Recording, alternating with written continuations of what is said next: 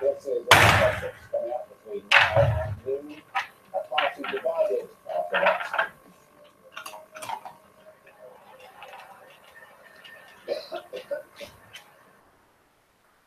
Downing Street says resignation is not an issue, but questions remain over Theresa May's authority.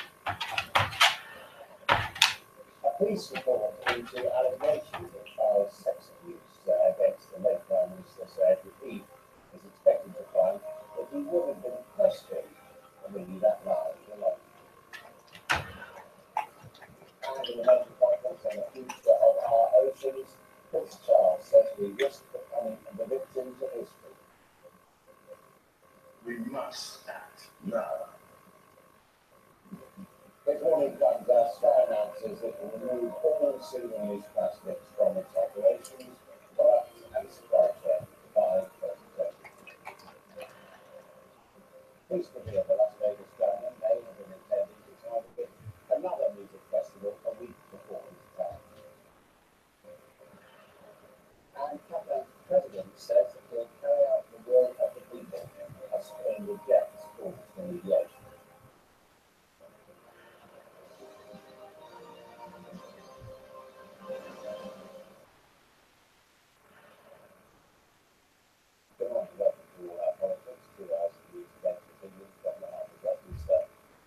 Downing Street says cabinet ministers have been called to meet today to offer support after this speech to the cabinet yesterday. But the Prime Minister's ordeal as some reflectors call it has prompted questions about his security and her personal team, whether she has the authority source insists regularly that this is says there will be millions of like those days. I thought you showed guts and grace, and I think anyone watching that, seeing stage invasion of a bridge about girls, the fact that she stepped with us and she gave a gutsy performance, I thought it was immense respect. Well, Chief Whip correspondent John Craig has more now on the reaction to her extraordinary speech. The headlines are cruel. Words like ordeal, farce, shambles, nightmare, disaster to dismay the Tories. A speech Theresa May hoped to send Conservatives away from Manchester with a spring in their step turned into an excruciating event that many in her party feeling sorry for her. Boris asked me while our opponents flirt with the foreign policy of neutrality. Her problems began with a spoof P45. And public sector working together, we have bounced back. We've created record numbers of jobs. Then a coughing fit, which she finished her speech.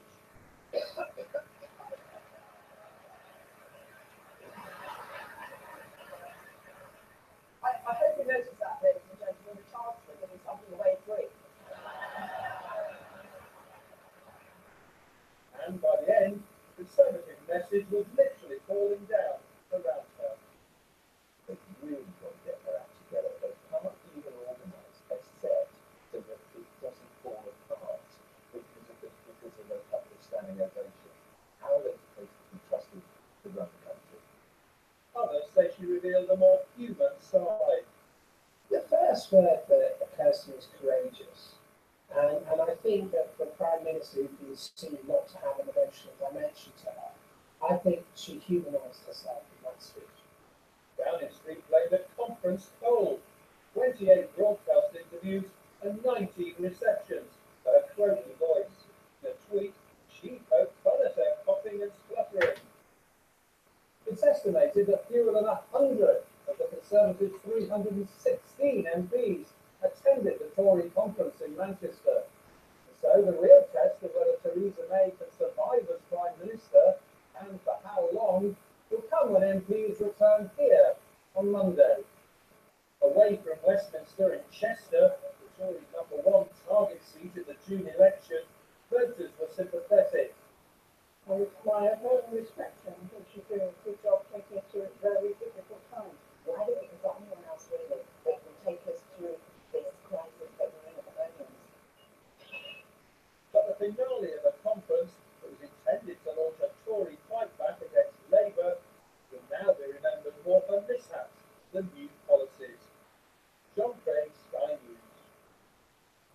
Well, every now and then I think of one project, and I don't know if it's new. Now, obviously, a series of unfortunate incidents for both parties yesterday. The question is the consequences rather than the consequences for her in terms of immediately the confidence of her party and her leadership as Prime Minister and Tory leader. Well, you think they'll have something to do with the Prime Minister. I mean, none of this was her fault. And some MPs I've spoken to today have scoffed at the idea that she's going to resign because essentially she had a cold. But the problem was, this was the speech that was supposed to give the party this confidence back. That would give the Prime Minister her confidence back after not just the election, but all this speculation about whether Boris Johnson and others were manoeuvring against her. And what MPs and cabinet ministers were urging the Prime Minister to cut this out, are hoping, is that she can find it within her to carry on and to give the party its mojo back. Because essentially, a leadership contest would be very difficult at the moment with Brexit, without a figure for the party to rally around. And therefore, they think if she can carry on, then there is plotting, that surely there are MPs talking to each other and having those conversations. But I think it will only become clear in the coming days whether there are enough of them to cause her into trouble. I think things do turn against what are the groups that which Well, to trigger a leadership challenge, you need 15% of the party, that would be 47 MPs writing letters of no confidence to an MP, Graham Brady, the chairman of the Conservative MPs. Even if there are 47, it doesn't mean that they would necessarily, it will be a vote, but they might back her forth, and whether it backs her also depends on whether there is another figure waiting in the wind, which doesn't look at the moment like there is. We used to hear that there were enough letters circulating against David Cameron or against Gordon Brown. So that's how many would be needed. At the moment, we hear dozens of MPs are talking to each other about whether a date is brought forward. It's not clear at the moment whether the number has been met. Okay, MPs back here on Monday, of course. Thank you very much indeed. Well, in less than an hour, a police report is expected to conclude that the former Prime Minister celebrity would have been questioned about the portion of child sex abuse allegations if it were allowed today. Operation Conifer has divided opinion, critics saying it's been 1.5 million pounds waste of money, but others claim the police and those making allegations have been victim of a Chilean campaign to silence them. Just on context. He is the Prime Minister that took us into Europe. 25 years on, as we're about to leave the EU, Sir Edward Heath's whole legacy is on the line. Wiltshire Police are about to publish what they can about allegations of child sexual abuse. An investigation into someone who died in 2005. His godson, the sculptor Lincoln Seligman, doesn't want to second guess what they will say, but is dismayed at how they've handled it. They have allowed the The appeal has to come from the chief constable, but the chief constable believes you to be 120%, which is not what is saying when he's conducting an investigation. This was their first appeal outside their suspect's former home in Salisbury. However many leads they received using their suspect's home as a backdrop was just a bad call. They are expected to acknowledge that publicity stunt was wrong, but Wiltshire Police will make no apology for their investigation. The bill for Operation Conifer runs into millions of pounds. Detectives have gathered information and witness statements going back decades. Yeah, who I think you are, however prominent you are, if there are credible allegations, then credible allegations should be pursued. So Edward Heath didn't marry, he never had children. When he turned 80, he insisted to Sky News that he led the fullest of lives. Everything at 18, no regrets. Well, no, that's very far. Everybody has everything. So I was working with what 74 then, obviously. And I don't prevent that, very unhappy about it. Politics, no, I don't know. It's understood the police will say that they would have interviewed Sir Edward Heath under caution had he been alive. Whether they'll provide any definitive conclusions is an entirely different matter. Tom Parmenter, Sky News, Salisbury. Well, we've now, we've got the board of who was the private secretary from 1988 until 1992, and is now a conservative councillor local to you. Yeah. Do you think this investigation should have been undertaken? I think the allegations were so serious, so yes, just because you're a former Prime Minister doesn't mean you're immune to investigation.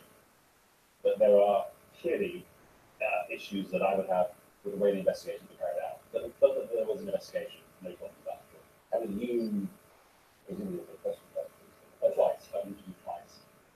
and did you say to them that you ever had any doubts or worries about services contacting the relationship? No, I said that I had no doubt whatsoever that there were no allegations that were justified before we checked. But maybe one example of the way the police questioned. So when they first questioned me, they said male prostitutes were being, they had an allegation of male prostitutes, so not pedophiles, but male prostitutes were being brought through his back garden into his house, and that's why the police wouldn't know that it was happening. I pointed out that A, he had a river at the back of his garden, so unless they swam, that clearly wasn't going to happen. And the B, his whole back garden has sensors underneath it, so whatever happened, if God walked across it, the sensors go off. So clearly, that was an allegation that just wasn't true and stood up to no scrutiny whatsoever. And then they admitted they hadn't been to his house, and perhaps that's something they should do. And that was halfway through the investigation. This is what the police Yeah, said. well, this is on their patch. It was. I think they brought in consultants to help them. But at that point, in the interview, I was just sitting there thinking, really? Is this the level of detail? Now, to put it it's good use, I mean, Sir Edward was, I think, one of only 4 Prime Ministers who's got a badge. He himself was totally surrounded by security even after he retired, because that's some of them YouTube level effectively he's sort of surrogate Prime Minister. Between his private office and security and his driver, we were his closest confidants for many years. So since, I'm not sure when he began to have security, maybe when he was leader of the opposition, but right way through my time with him, he was never without security in one form or another. We understand that these allegations are going to go back to before he was Prime Minister, almost a month like that. What is the One of the areas they're focusing with me, that it wasn't, I was never there, was 1967, where they had this allegation that he picked someone up on the A2 in a car. There was a big thing about could he drive. And I think someone had said he couldn't drive, as it happened. I once hired him a car. He was actually stopped by the police, I don't think, when he was driving it because he was so slow. And actually, the security officer agreed that he could drive the car.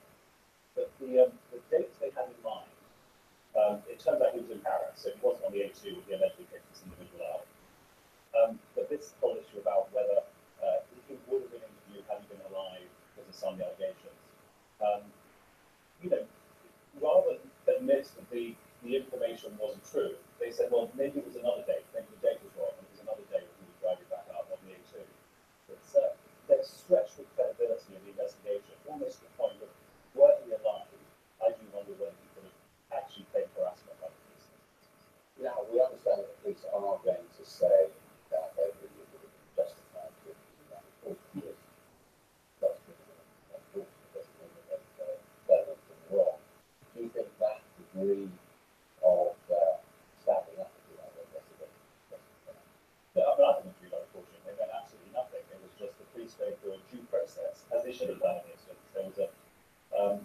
some severe allegations made against him. Again, because he's the former Prime Minister doesn't mean he should be immune from being investigated under caution.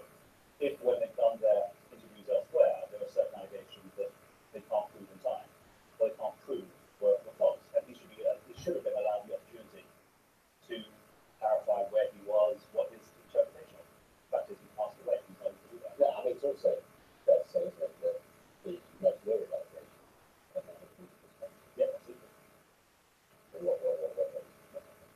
Well, some of the allegations were that there were murders, that there was a group of senior establishment figures. And I have to say, I don't think Trevor ever would have considered himself to be part of the establishment, I don't think.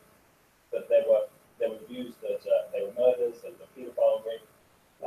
It's caught up with other establishment figures. That's all been dismissed, as I understand it, as being completely fictitious and no grounds whatsoever for it. and as someone who worked with closely and knew him, what's the normal sexuality? My view would be he's completely asexual. I was relatively young when I worked with him. We didn't have too many conversations about life. He used to be amused if I was dating someone.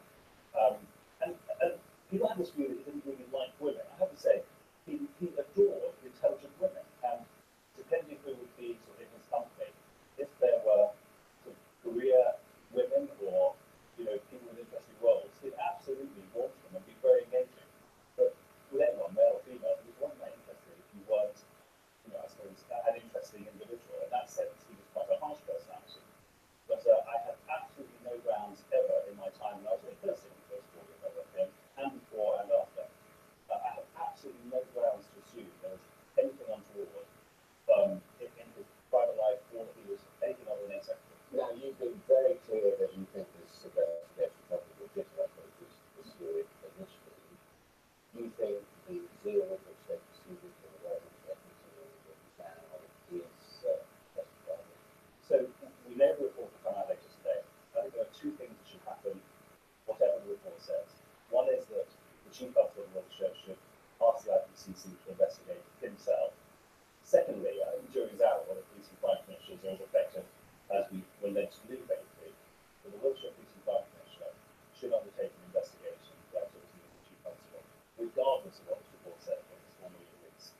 And those two investigations should be allowed to go their course, and we'll find out. The fact that we launched outside his house without the PR campaign, the fact there have been judicious leaks during the campaign, usually designed to either justify the chief constable's position or what the Wiltshire Police are doing, just seems to me that whole process needs to be formally So investigated. you think there are those possible misconduct? Yeah, I do think it's Okay, we should say that the Wiltshire Police have put out a statement on behalf of Chief Constable Mike Veal, which says, amongst other things, this investigation has followed and complied with national guidance from the outset and throughout, and this extends to the publication of the report. We, as the police service, have an obligation to progress in a proportionate and fully accountable manner. Thank you very much. This is All Our Politics. Coming up next, Theresa May gets the Shakespearean treatment in this Christmas cartoon. Analysis of her speech in the papers.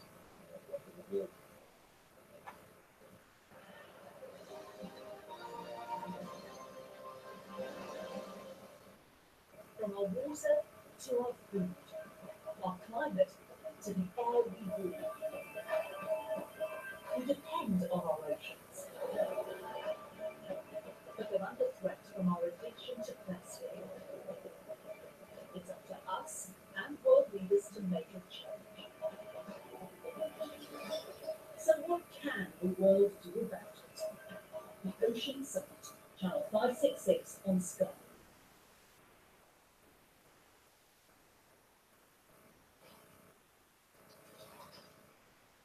Relax, Bob. They can scratch your back. You're on E, and you deserve the best. Like the awesome new iPhone 8.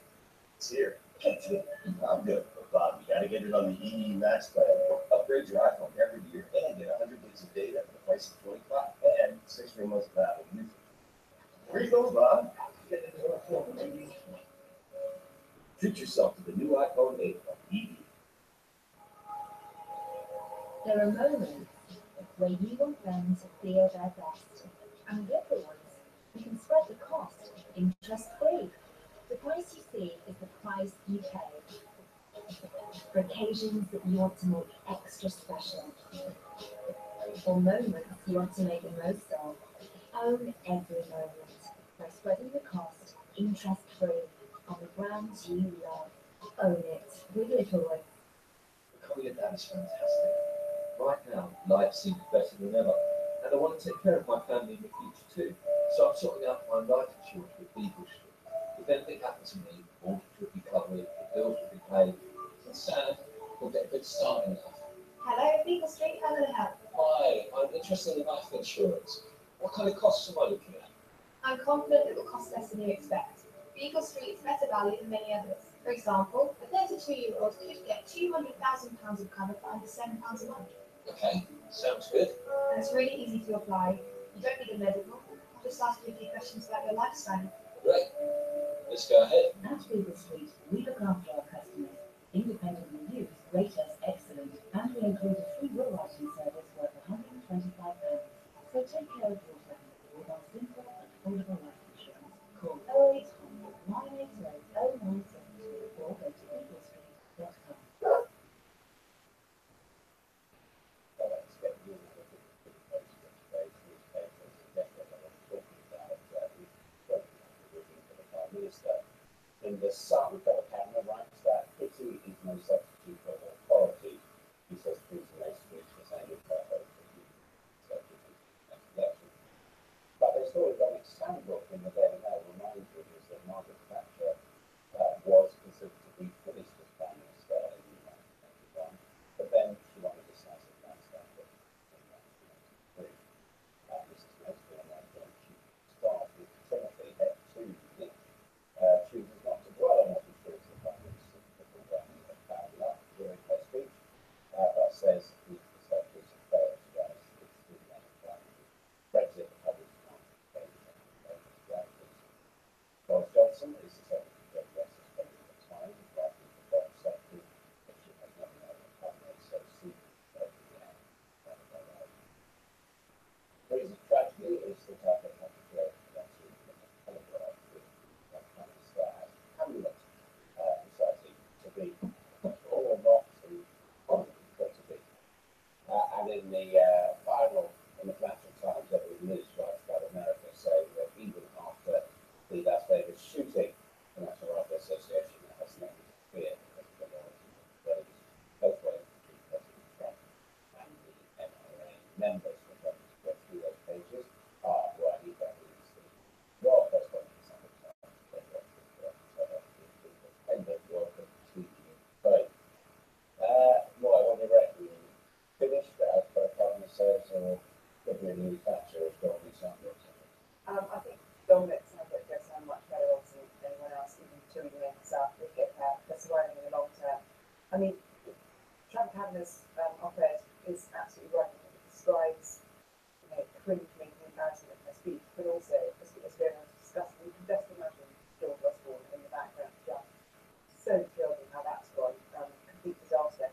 And it comes off the back of what the Sun described in the best to do there. The Sun describes the conference as like a funeral. I feel sorry for her, but as he says, because we shouldn't be pushed by Prime Minister, really go to the back of that speech and slightly that last conference, how she has gone to the next session. And the problem is, as Trump Cabinet says, the things that she announced yesterday, the £2 billion extra for social housing, the capital energy crisis, just have been completely subsumed by the disaster that was that speech. Even if you go to the substance of the speech, compared to the big offer that performance making, they're on this territory that they don't have coming. Yes, that's right. So if you look at the housing policy offering as well, on the one hand, you have Jeremy Corbyn promising huge state-run house building programs, and on Theresa May's side, you then have this offer which aims to finish afterwards with now to about 25,000 houses between now and 2021, which is a drop in the ocean compared to what's really needed. It's only about £2 billion worth of extra cash. You keep around in columns this morning talking about the need, if you're going to do that, you need 10 or 11 or 15 billion to actually push through that kind of big hit for housing.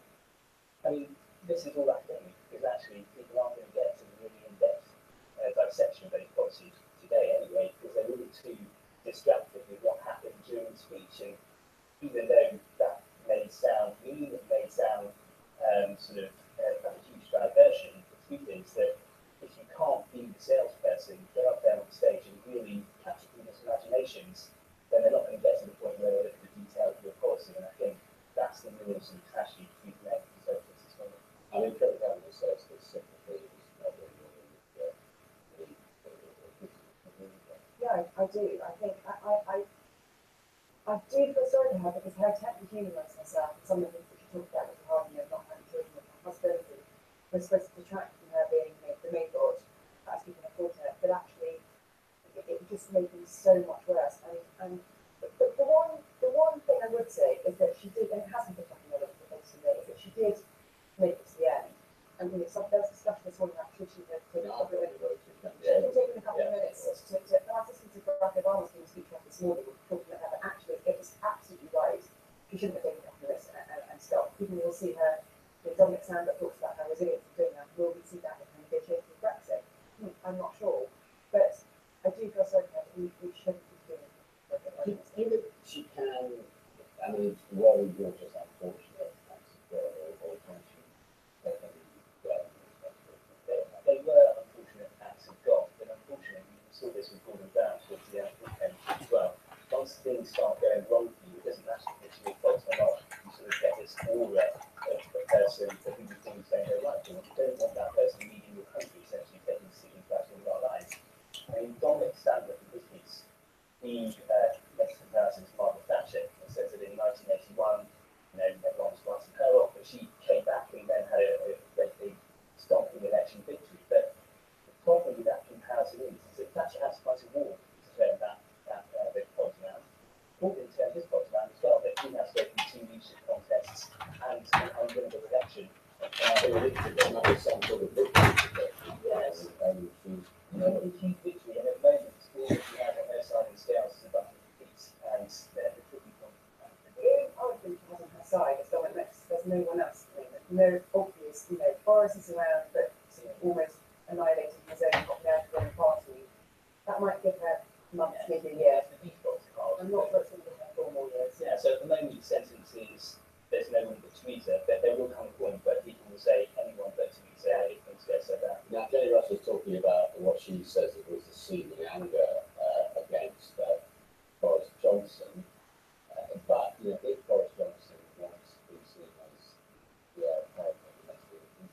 but at the end of the conference, Boris Johnson or worse than Johnson. I think he was slightly diminished actually by the end of the conference because even going into it, there was already a sort of simmering anger about the way he was standing up in the media and saying things that, okay, you can argue they didn't necessarily step over Theresa May's speech of God saying Brexit, but they certainly were meant to draw attention to him when Theresa May was trying to present a united cabinet in the face of this huge Brussels machine that's pushing the UK to make more concessions.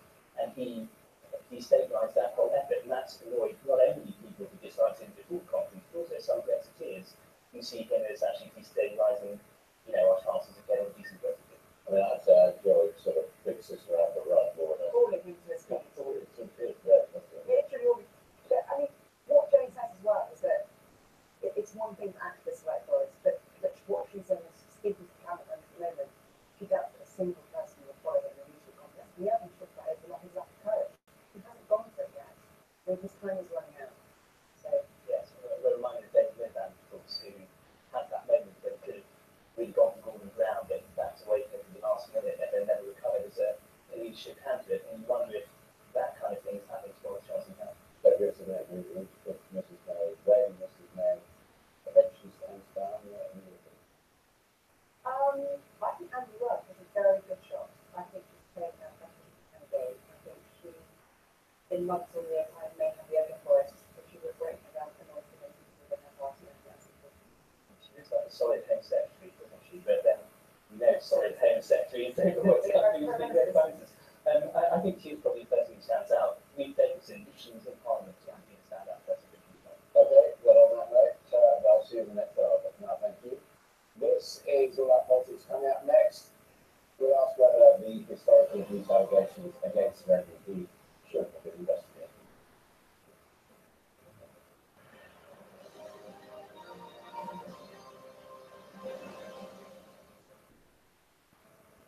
negotiations for Brexit have begun.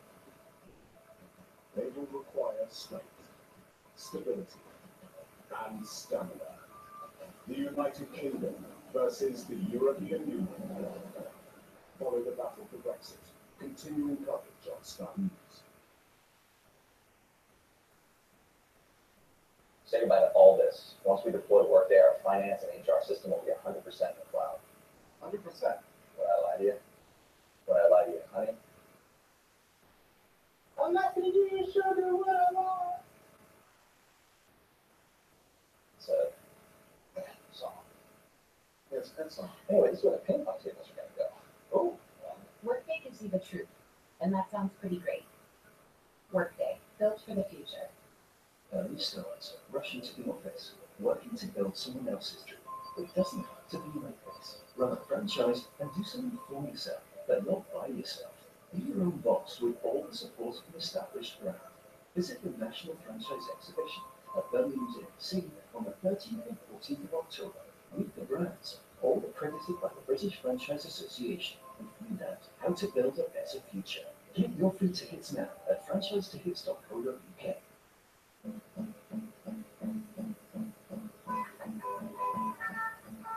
Everybody has something they'd love to do one day. There's always reasons to put it on. Too clumsy, too young, too many pies, too less sleep, tomorrow.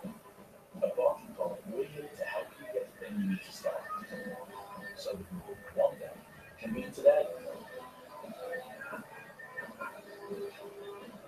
Barking Comic. Start today.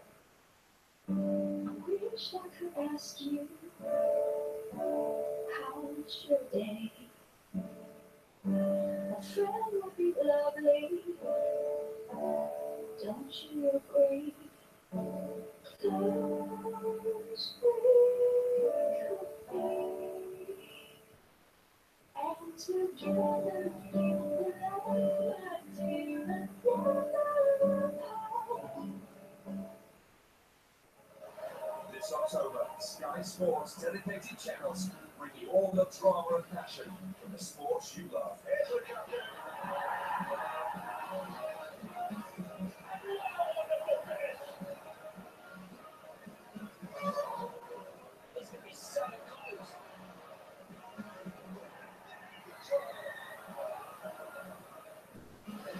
Feel it all this October on Sky Sports.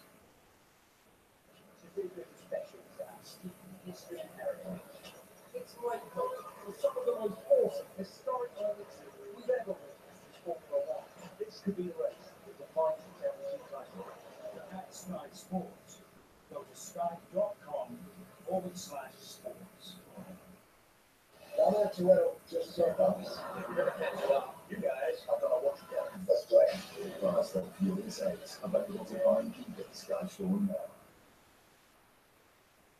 This is All Out Politics, news, debate, and opinions from the heart of Westminster. Well, about half an hour, a peace report is expected to conclude, but former Prime Minister spoken to the question alongside of these allegations were Easter today. Operation Conifer has provided opinion with critics saying that it's been £1.5 million in wasted money, while others claim that the police has making allegations of victims of a chilling campaign to silence them. Well, joining me now from Canterbury is John Campbell, the author of a biography of Andy, from Swindon in Wiltshire, where the police team prior to his chief magistrate's announcement is the Conservative MP, and in Bridgen, who supports the investigation. If I could ask you first of all, John Campbell, do you think this investigation should have taken place? Not in the way it has taken place, no. I think it's been conducted in an extraordinary and improper way, with lots of leaks and indications that the police have judged it before they've seen the evidence. I think it's been conducted in public in an improper way. But I also think it's very curious that the police are involved in investigating allegations against a man 10 or more years dead. There are no possibility of charges being brought. Bridgen, do you think this inquiry has been conducted improperly?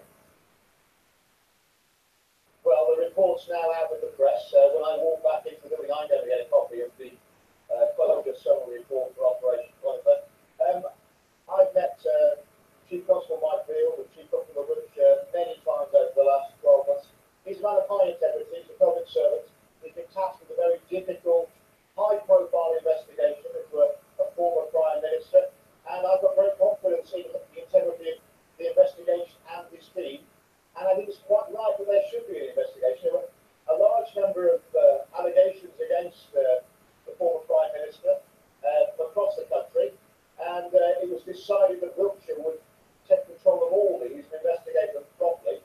And I think it probably will be very secret. A lot of chief constables around the country in different forces were very relieved when it was decided that Wiltshire were going to do this difficult issue. Well, the truth is, a lot of police forces looked at it and found that there was nothing there. It seems that it's Mike Veal who's one to pursue it. Right? It's the job of the police to follow the evidence wherever it leads. And I think people will say it's a waste of money, there can never be a conviction. And it's not the job of the police to convict anybody. Their job is to gather the evidence. It's for judge and jury to convict in our country under our system of law. And obviously, because Sir Edward Heath is deceased, there will never be a trial. But I think the closer you are to power, the more important is people realise that we are all equal under the law. And given the concern around the allegations against this man, it's quite right that this investigation has been conducted thoroughly and professionally, and we're going to see the results and the conclusions of it today. Mr. Campbell, what do you think has been done in the course of this inquiry that's been improper? Well, I think it's very important that the police are involved at all in a matter that's long dead. This is a matter for historians, possibly journalists, to investigate. I've spoken to policemen who think it's a complete waste of time because there are no charges able to be brought, because Sir Edward is long dead. It's nothing to do with the police. They could be investigating Jack the Ripper if they wanted. The police are there to investigate Jack if he was still alive. Yes, of course, he would be questioned, and I would hope and expect that the allegations would fall by the wayside. But given that he's long dead, and a lot of the seems to be dubious, I don't think it's anything to do with the police investigating this at all. Well, you, of course, investigated the life of Sir Edward Heath. You've written a biography of him, quite-really biography. Did you ever have any suspicions about his sexual behaviour? Absolutely not at all. It seems to me that he's entirely out of character and not something that anybody who knew him would have believed possible.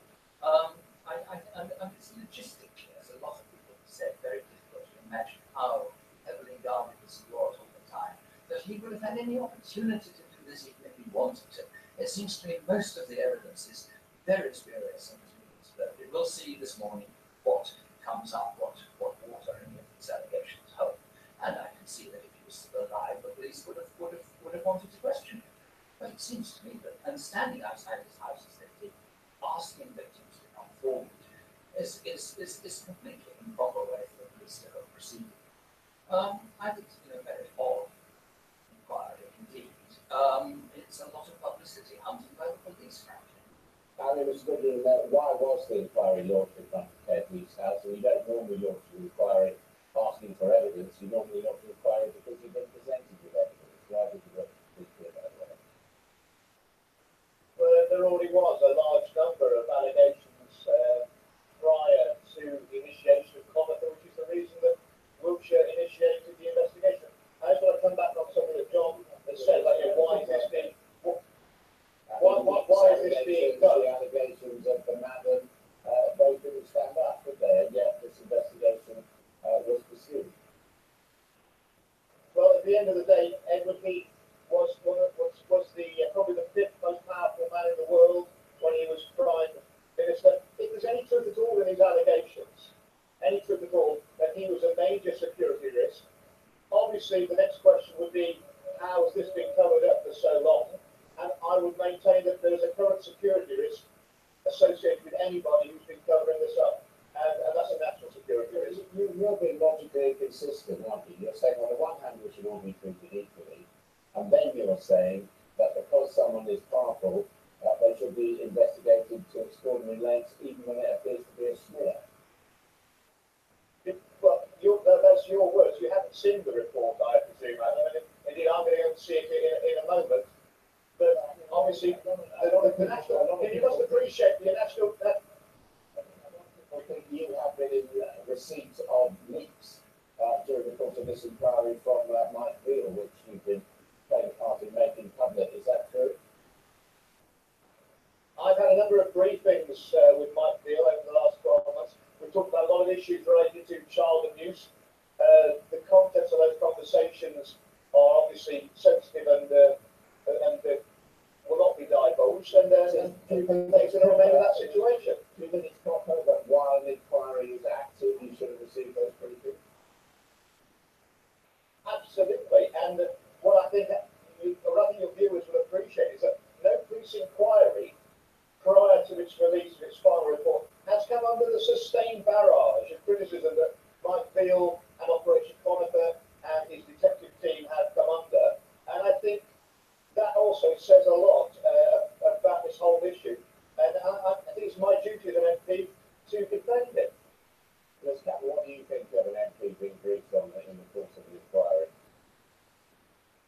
I would have thought it was unusual and probably improper, and I don't really know what the conventions etiquette are in these matters, but it does seem that this inquiry has been conducted in semi-public with a lot of leaks and some success snares, which is not the way inquiries normally are conducted or should be conducted.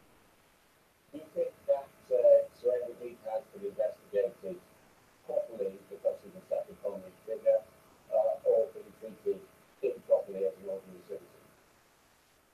I assume it is because he is a former Prime Minister and it's a newsworthy investigation that there were always, I'm not surprised allegations of this sort have emerged about it. There were always people, because he was unmarried, people always used to ask me when I was writing about him, is he gay? There were always some, and as soon as we got the whole Jimmy Savile thing and all sorts of public figures were under suspicion, I wasn't in the least surprised that people said, oh, what about Heath? But there is no evidence of this at all. Whenever people being entirely out of character, he was very protective of his privacy. He was very afraid. He'd been chief whip. He knew about scandals destroying people's careers. He would not have taken the risks of this sort even if he wanted to. I find the whole thing out of character and improbable. I will see what the report says, but I would be very surprised if there is very much in it. And it's the fact that it's been in the public eye for the last 1 year. And Mr. Victor, what do you think is the most concerning piece of evidence that you've heard? Well, I'm not going to comment on a report which is going to be public information in less than an hour's time. I'm going to go back into police headquarters here at Swindon. I'm going to get a copy of the final report, which I have not seen because it's been an evolving document, and I think the final draft was only authorised, a couple of days ago. It's clear that most people in the country, Adam, are not going to read this report. Perhaps not 1 in 100,000, unfortunately. Most people are going to take the lead from the way that the media report receiving this report, and I just hope that the media are fair and open-minded because this is a huge issue, and there are potential victims involved here, and they need to be thought of as well. And on another topic, Mr. Bridget, what do you think is Theresa May finished? It was a difficult day yesterday. The most important thing is that we hold the Conservative Party together, because the real tragedy would be if we end up with Jeremy Corbyn getting into number 10 Downing Street. It would be a tragedy for the whole country. We need to hold the Conservative Party and the government together and move forward. Does that mean holding together under Theresa May or make a change? I think we're going to carry on with Theresa May, certainly until we get through the Brexit process. Thank you very much indeed, both of you, for joining me. Well, some breaking news now, and a terminal ill man, Noel Conway, has lost his High Court challenge against the law on assisted dying. We'll bring you the latest from the High Court shortly. That is consistent with other rulings on similar cases. Well, officials investigating the Las Vegas shooting have revealed more about what they're calling the secret life of the governor. They confirmed Stephen Paddock rented a room in the city last month at the same time as another music festival. They've also discovered 1,600 rounds of ammunition in his car. Last night,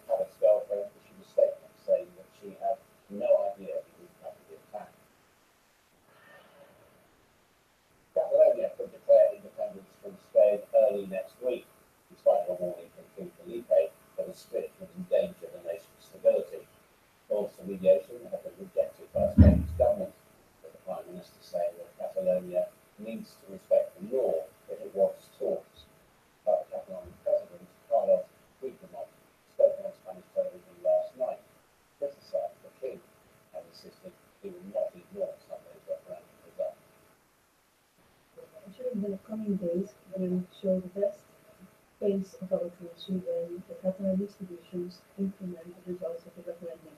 In the meantime, we must keep away from any sort of provocation or violence. We don't wish to have it here or anywhere else. We must remain dignified and we'll be able to make our dream come true. This is All That Politics. Coming up next, with the Prime Minister facing the new questions over our authority, I'll be speaking to the historian and our further subject about the original empire in the world.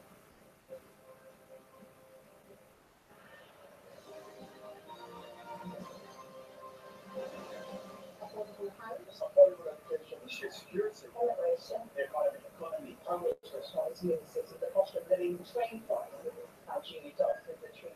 Sorting NHS, Donald Trump, Brexit, what's the government done? We'll ask the questions you want answered. Sunday with Neil Patterson on Sky News.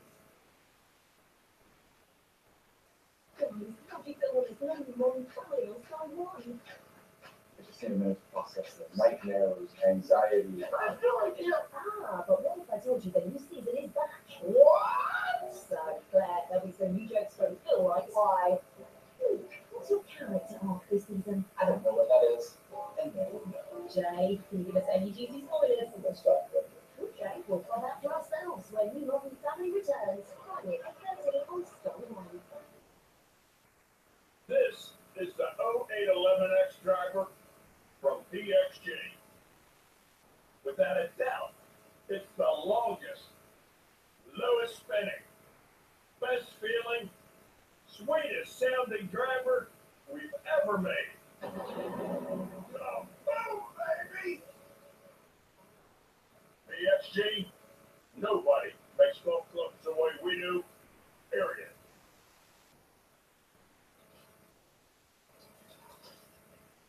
Relax, Bob. Everything's got your back.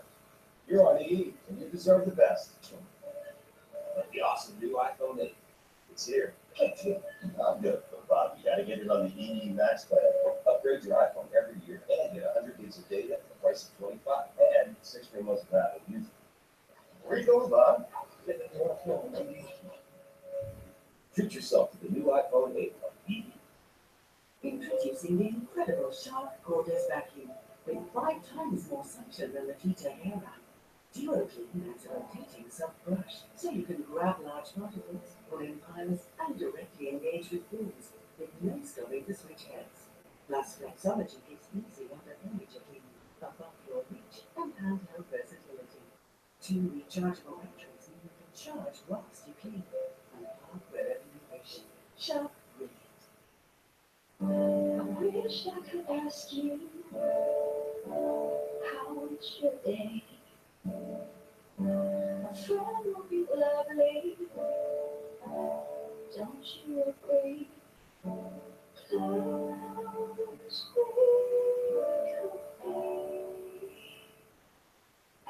and together we belong until the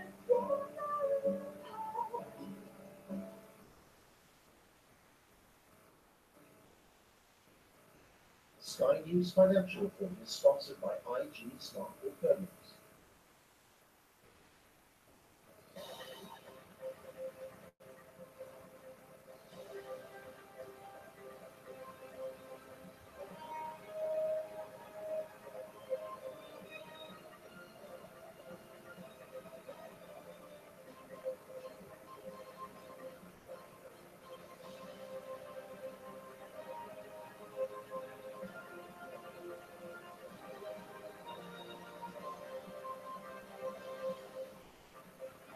Sky News Financial Report is sponsored by IG Smart Alternatives. It's questioning people are asking now more than ever who is in charge of all the information. The century by kings and queens, by ministers and presidents. But there's a new book out from the historian Niall Ferguson that argues that networks of individuals are just as big an impact as the development and that Ferguson, the square and the tower, just to explain those sort of two opposing centres of power.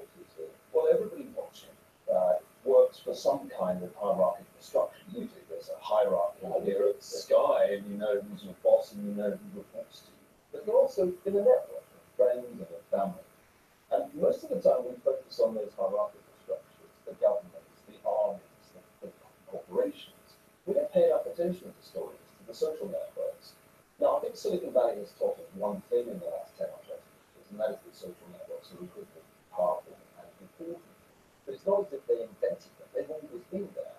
And so part of the point of this book is to show that history is really a kind of tug of war between those formal structures of power, the governments, etc., and the much more informal networks. So the square is where, town square is where you meet to buy and sell, but also to gossip and hang out. The tower is where the powers are located. So if we take, massive historical event in the last century, the Second World War, which is often presented as the rise of fascism under Hitler, then confronted by Churchill and Stalin, how would that work in terms of the networks working? Well, the mid-20th century, at the time of World War II, was really the zenith of very, very powerful hierarchical governments. And whether they were totalitarian or not, whether they were run by Stalin or by Churchill, those governments could give orders to millions of young men, get them in uniform, and send them all around the world to kill one another. I think trying to do that today would be pretty. So that was the network. I think at that time the networks were weak. At that time, particularly in the totalitarian regimes, if you decided to have a meeting with a friend, you could find yourself being surveillance. I tell the story in the book of Isaiah Berlin, the Oxford Dog, who had a meeting just after World War II with a Russian poet named Anna Akhmatova. Stalin got furious. It wasn't an authorized meeting. He suspected Berlin as a spy, and she and her family were persecuted 3 years afterwards. So that's kind of mid-20th century time, when networking is actually dangerous and get you sent to the Gulag. Fast forward to the 1970s, the things begin to change. An American president is disgraced because of his skullduggery during Watergate. The Soviet Union in the 1980s started to fall apart. Our age is an age when networks are becoming powerful and states have got weaker and weaker. And you've got an internet which can't be called from seasoned data to realise that the people we used to really look up to, the Prime Minister, she's become a figure of fun. And that's partly because we can all make fun of her on social media. That's why we're talking about populism. Yeah, absolutely. About, the shock of Brexit vote or the shock of Donald Trump. In the book, I argue that Brexit wouldn't have happened without Facebook and Donald Trump wouldn't have been elected without Facebook, because Facebook gave both campaigns a new tool for very, very precise targeting of voters. And the traditional elites who were running the Remain campaign or who were running the Clinton campaign were completely wrong. Now, that really is a key question. You say networks are always existing, but we have been a little bit CNN and elsewhere. But does the existence of the online culture, the existence of Facebook, mean now that networks are basically but what? They have the power and the individual don't? Well, I think too early to say they've won, but they're definitely in the ascendant. They have the upper hand. It's one of those rare times in history when the great towers of power are crumbling. They're under attack. The networks that previously didn't exist. But imagine there are 2 billion people now on Facebook. That is more than the population of the most populous country in the world, China. And what trends on Facebook? That becomes the news. And remember, it's still in the news business. 85% of Americans now get their news from Facebook. This is a new kind of network power, something we've never seen before, and it's fundamentally changing the landscape in every country in the world. Thank you very much, Lee. You can read all about it in Al Ferguson's new book, The Square and the Tower. Well, let's get more now on the breaking news this hour that a terminal ill man has lost his legal challenge against the law on assisted dying. Our health correspondent, Paul Kelso, joins us now from the High Court. Paul, tell us more. Yes, this was a case brought by a terminally ill man, 67-year-old Noel Conway, who has motor neurone disease, and he was seeking to change the law as regards the Suicide Act, trying to make it illegal for anybody to assist him in his own death, arguing that it currently breaches his human rights, and he effectively would like the choice about how he dies. He has less than a year to live and wants to make that choice about how he dies in good time before he is made rendered entombed, if you like, incapable by motor neurone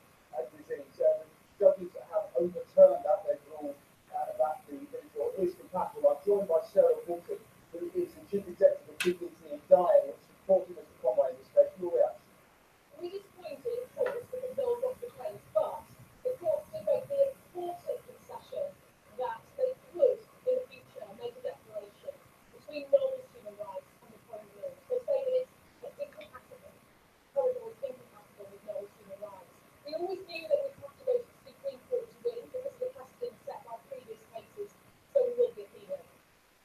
So you will appeal, you will see, but this is not the first time that the British courts have ruled against the right to die, as it's sometimes called.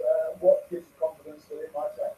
Well, I think this is an important and historic campaign, like many others before it, where you need to be committed and resilient over decades sometimes. And the point is that the evidence demonstrates that the current law is out of proportion to not working at all in practice. So you've got a blanket prohibition on the face of the law, people are taking matters into their own hands, someone's going to Switzerland every 8 days. Can I ask you very quickly if you've touched on Dennis Conway's reaction? He's disappointed, but he is determined to fight on. So there we have it. Noel Conway, the latest man who was attempting to overturn an issue which, for those who are affected, those who are facing terminal illness, until they have no choice about how they go, ridiculous what the courts and the president thus far, the British courts is holding. Well, Councillor, thank you very much indeed. Got lots still to come in the next hour of All Out Politics, including the police on the findings of their report into the allegations of child sex abuse by the late Prime Minister, Sir Edward Heath.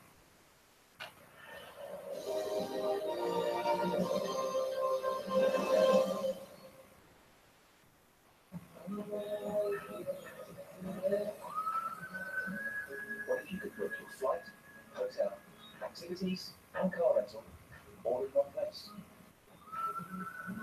Expedia are the travel experts who give you the world in your hands.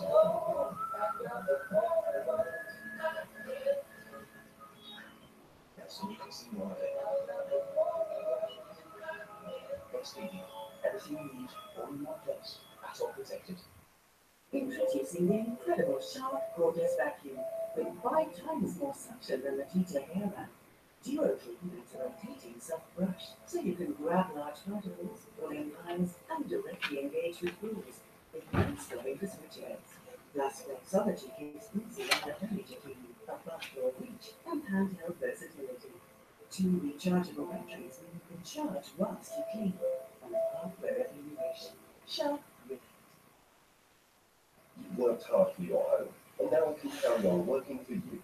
A Legal and General Lifetime Mortgage is a form of equity release, which could give you tax-free cash to enjoy your retirement in the home you love. It's a loan secured against your home, but with no need to make monthly payments. We've lived in this house for 30 years. To downsize from this house into something smaller would be so hard. And the decision was we want to stay where we are. We had a brand new kitchen, a glorious car, and nice holidays. Or you could release equity to help your family now, rather than later. We really wanted the granddaughter to have the chance that we had. Put the foot on the ladder, as they say. Releasing equity from your home is a big decision, so it's important to get the right advice. So let's enjoy ourselves. Instead of planning for something, we can be sure. To find out about a lifetime mortgage, speak to your financial advisor or call us now. You're not happy? No, it's not easy becoming the landscape artist of the year. I will come back and just recently the campus. But there's a landscape painter in all of us. Artist, your time is up. The new series, Landscape Artist of the Year, starts Wednesday, October the 18th on Sky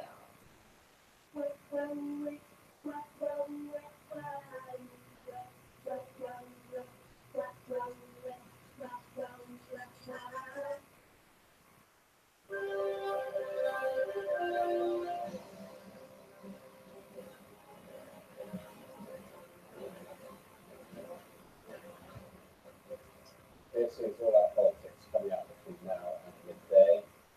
Breaking news.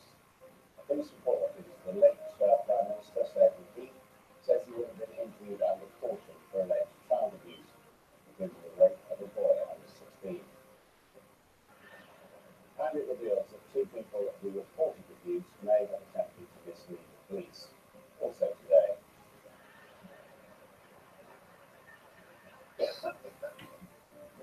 Downing Street says resignation is not an issue.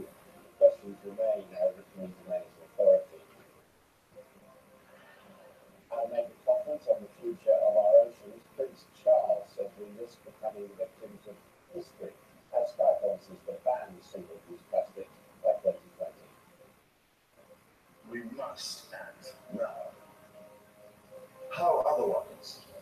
How will future generations ever forgive us? I'm pleased to hear the Las Vegas gunman may have been intending to target another music festival a week before this attack. The president of Catalonia says he'll carry out the will of the people as Spain rejects calls for mediation.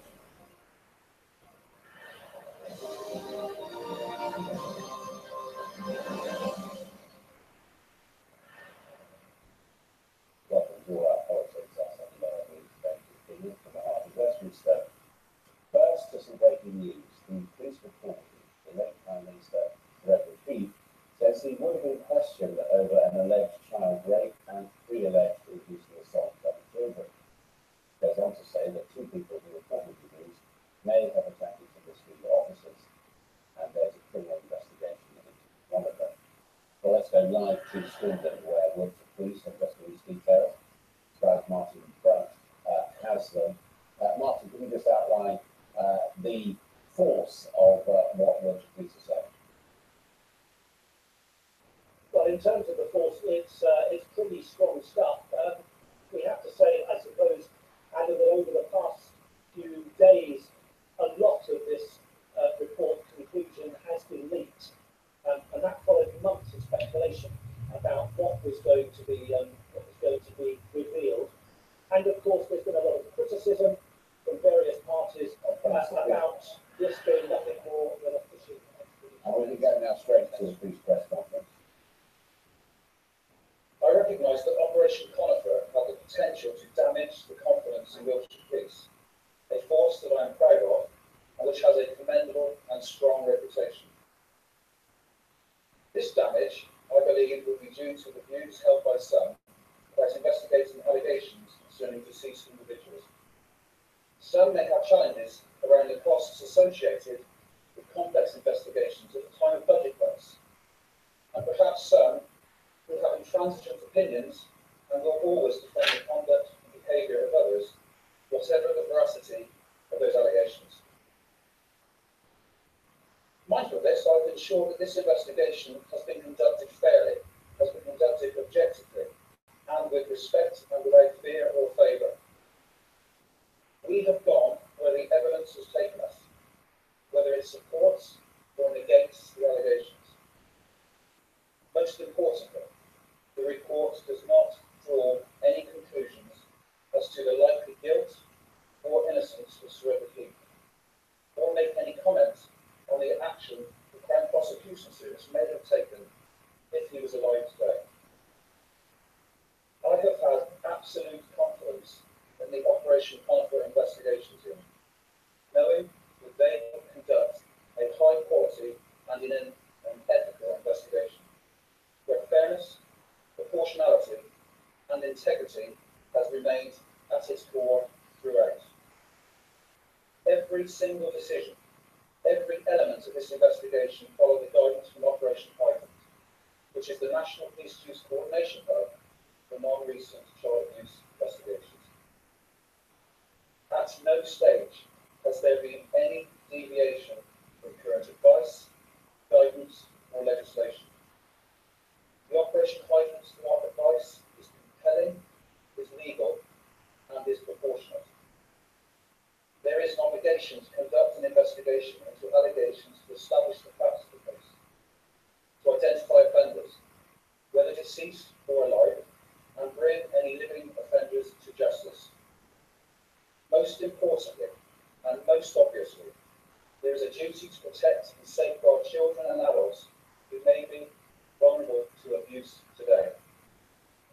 I would ask others to be mindful that when investigators receive these allegations of child sexual abuse, the investigation team did not know what it did not know. It did not know the circumstances. It did not know the veracity, the risks, the implications, or other vulnerability factors, until a proportionate, professional, and objective investigation is conducted. It would be impossible to identify and safeguard children and other vulnerable adults who may be at risk today. The safeguarding and protection of vulnerable people will continue to be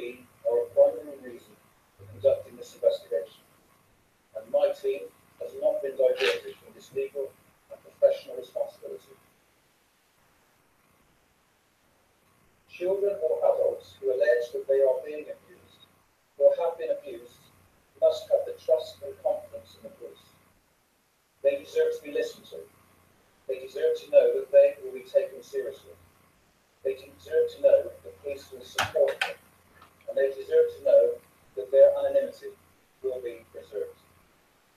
That is what I said we would do. That is what we have done, and that is what we will continue to do without fear or favour. There has been many views expressed as to whether the police should investigate alleged offences committed by deceased people.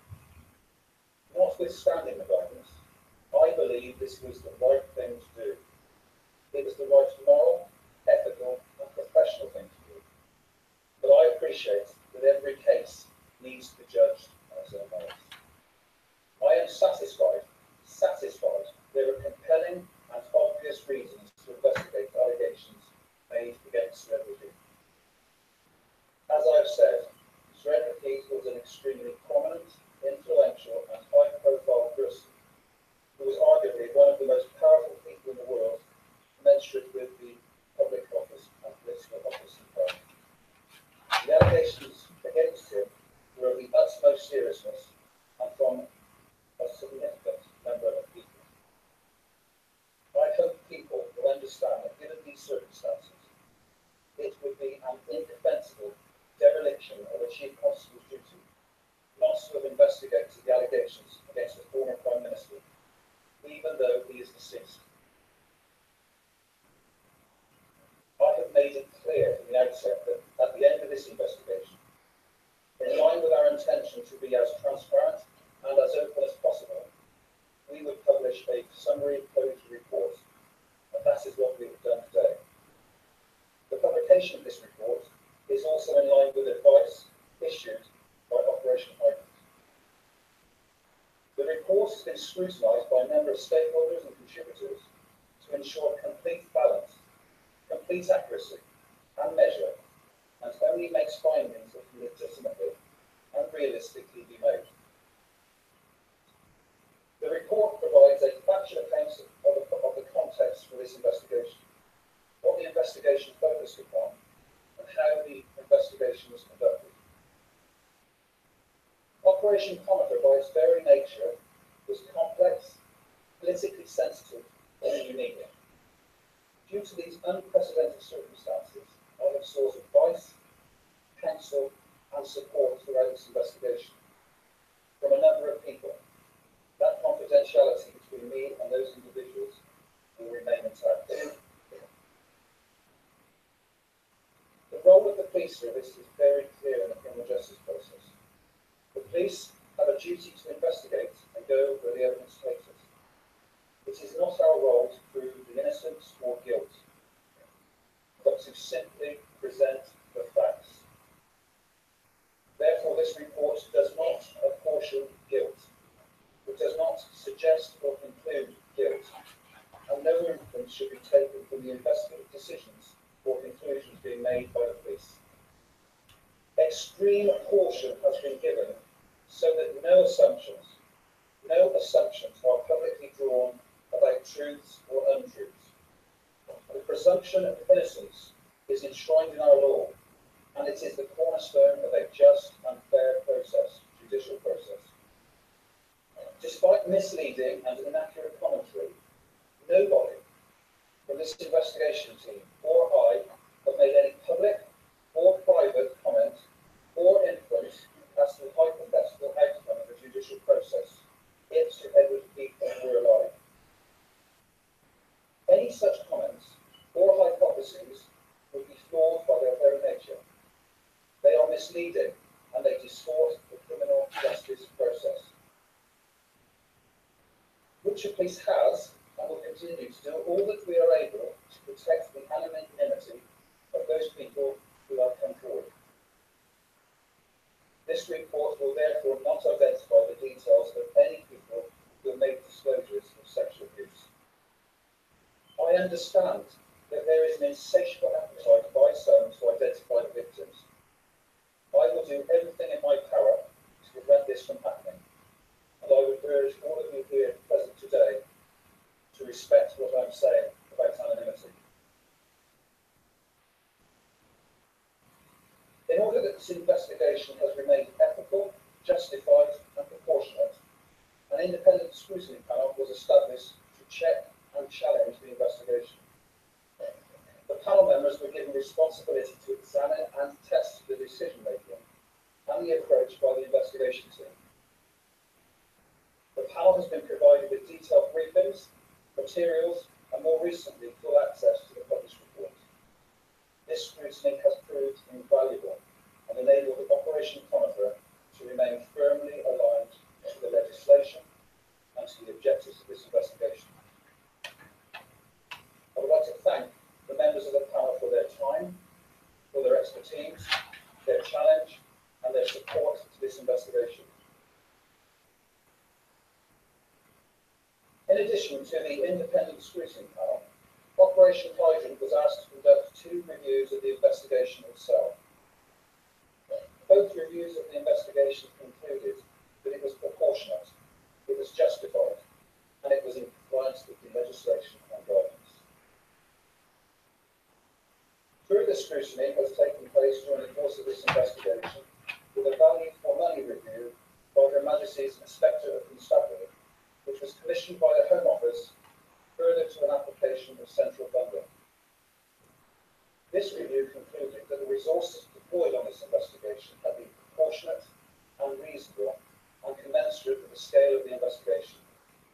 They made particular reference to the strong governance, the strict financial controls, and the staffing levels which were kept to a minimum with low associated costs. In total, 24 people have worked on Operation Conifer at varying points in the last 2 years. The cost of the investigation is £1.5 million. The Home Secretary has recently approved the Home Office funding of £1.1 million to take into account that this was a national operation, a national investigation. It was carried out on behalf of the National Police Chiefs Council and commissioned by Operation Hydrant. This decision, made by the Home Secretary, I believe undermines the Prime Minister's personal commitment to addressing child abuse that has gone on in the past, as Mrs May said last week, pretended to sideline. During the last 2 years, there has been much commentary in relation to the potential for a judge-led review into Operation Conifer. At this time, I have heard no compelling reasons for such a review, and therefore I am not persuaded to follow this course of action. As I've said, I am clear that it is not the role of the police to judge the guilt or innocence of people, and it is obvious that at the end of this investigation concerning a deceased suspect, there is no potential for a criminal trial. Most of the elements of the criminal justice process are absent. It is my view the suggestion that a retired judge or other judicial appointments would legitimately announce the guilt or innocence of celebrity is ill-conceived. I believe this would neither provide value for money or indeed a legitimate outcome of the guilt or innocence of celebrity. Throughout this investigation, I have been very clear that Wiltshire Police will be as open and as transparent as possible in line with our requirement for the police to remain accountable to the public. It is only right when an investigation with such significance is conducted. People like me who make these decisions should be held to account. The public should be able to judge the leadership of such high-profile operations based upon the merit and quality of the investigation that has taken place, not misleading speculation, rumour, and inaccurate conjecture.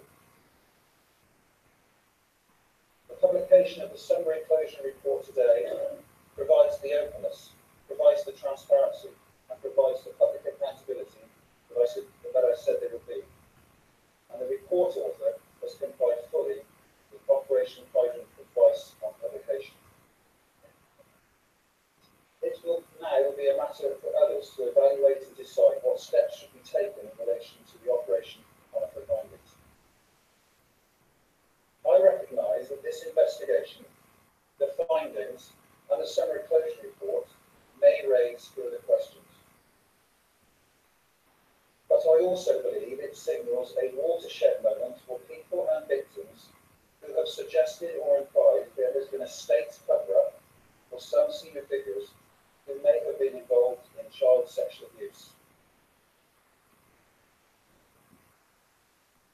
many people will know, ICSA, the Independent Inquiry into Child Sexual Abuse, was set up in March 2015 by the then Home Secretary, now Prime Minister Theresa May. The inquiry was clear from the outset that it was required to identify the extent to which state or non-state institutions have failed in their duty of care to protect children from child sexual abuse. I acknowledge the terms of reference which are currently publicised on the ICSA website regarding allegations of sexual abuse and exploitation by people of public prominence associated with Westminster. I particularly welcome their focus on allegations of institutional cover-up and conspiracy, and they will review the inadequacies of law enforcement responses to the allegations.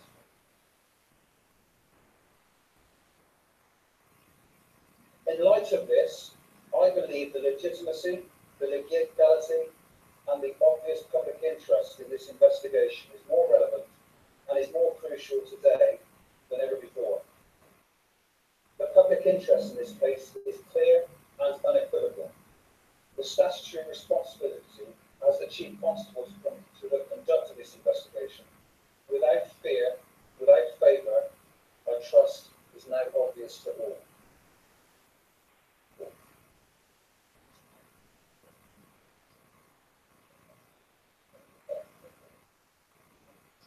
Thank you, Chief Constable. Good morning, ladies and gentlemen. As Mr. Beale has set out, I have been the Police Guard Commander for Operation Conifer and have set the strategic direction and oversight of the investigation. On a daily basis, the investigation has been led by the Senior Investigating Officer, Detective Superintendent Steve Kirby, and his team. My purpose today is to outline the key elements that relate to the investigation. These are contained within the summary closure report. Accordingly, I will look to set out how the investigation commenced, the policing duty to undertake an investigation in the case of a deceased person, the allegations that have been received and how these have been investigated, and finally, the investigative findings. For those not familiar with the background to the Operation Conifer investigation, it commenced in August 2015. Further to a press statement released by the Independent Police Complaints Commission that announced that they were investigating the way that Wiltshire Police had allegedly dealt with a court case in 1994. In the press release, the IPCC outlined that its investigation was directly linked to how Wiltshire Police had dealt with information concerning an allegation that Sir Edward Heath may have been involved in the child abuse-related offences. The IPCC press statement released into the public domain for the first time the existence of an allegation relating to Sir Edward Heath. Not in the public domain at that time was that 4 other police forces were also in the early stages of either scoping or undertaking investigations relating to further allegations that have been made against Sir Edward Heath. Set against this context, Wiltshire Police made the decision to make a public appeal on the same day as the IPCC for anyone with information concerning Sir Edward Heath to come forward. In the following 2 weeks, 118 people contacted Wiltshire Police, other police forces, other agencies, providing information in response to that media appeal. By the end of August 2015, 23 separate victim disclosures have been made against Sir Edward Heath, spanning offending locations covering 11 different police forces.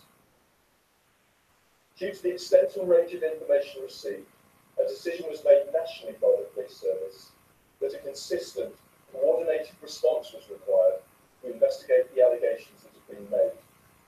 As a result, Wiltshire Police were appointed to take the national investigative lead in relation to all existing and any new allegations made against Sir Edward Heath, and the Operation Conifer investigation was commenced. During the course of the Operation Conifer investigation, there has been an ongoing commentary in the media concerning the rationale for undertaking an investigation into a deceased person. Accordingly, this is an important question to address. As the Chief Constable touched upon, the College of Policing issued advice to all police forces in 2015 on this issue. The advice sets out that there is a legal duty under Article 3 of the European Convention on Human Rights for police forces to proportionately investigate criminal allegations made against deceased persons.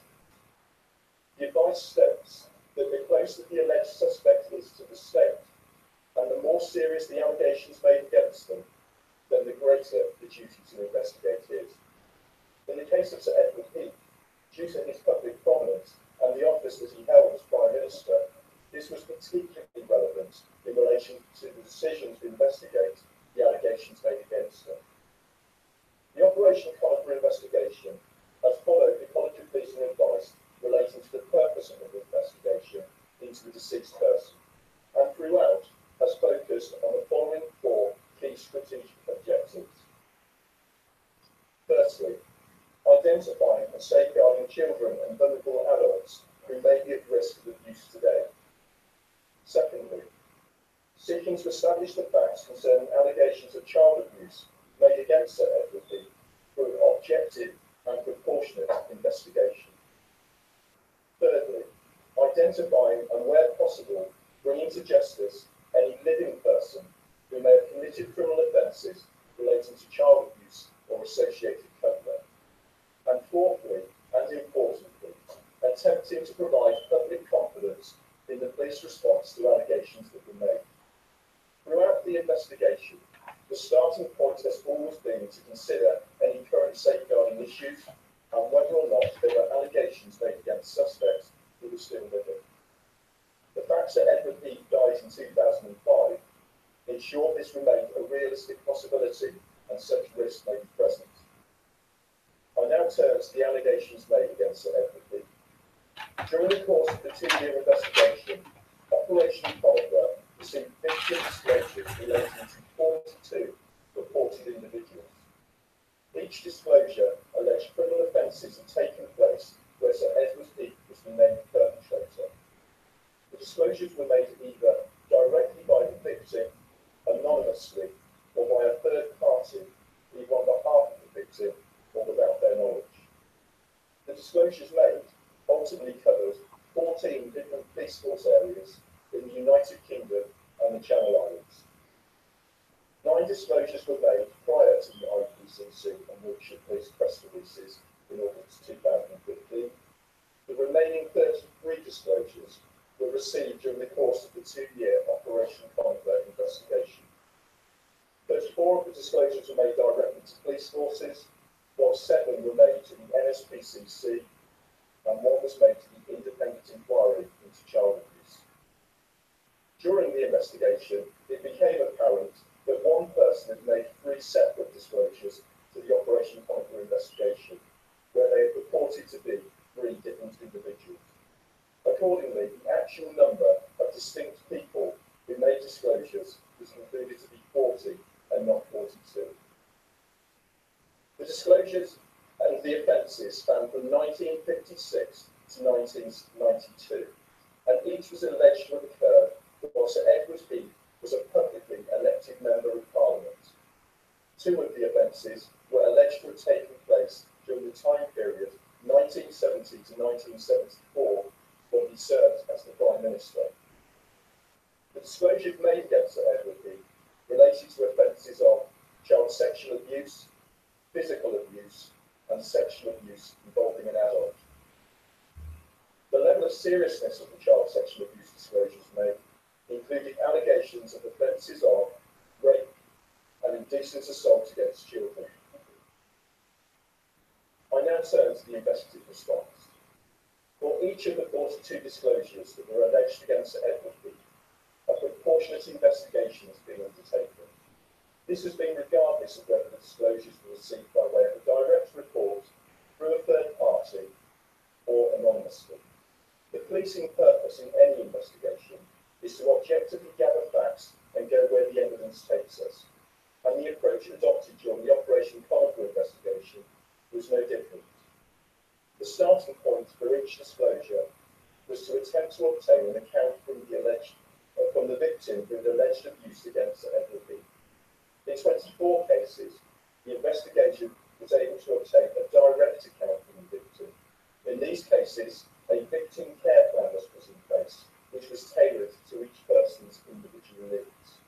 In the case of the other 18 disclosures, due to the fact that they have been made by a third party, anonymously, or the victim declined to engage further with the investigation, it was not possible to gain a direct, more detailed account.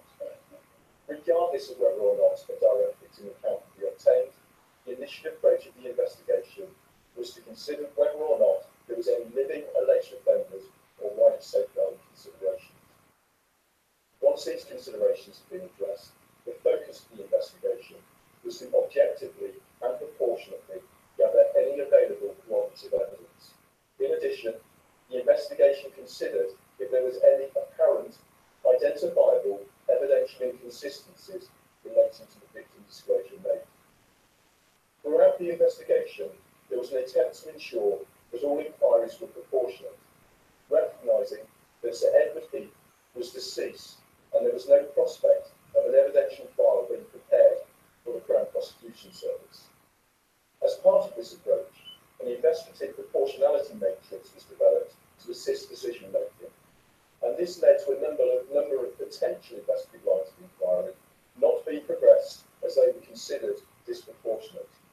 This is in contrast to the additional reasonable lines of inquiry that would have been pursued had Sir Edward Heath been allowed to go.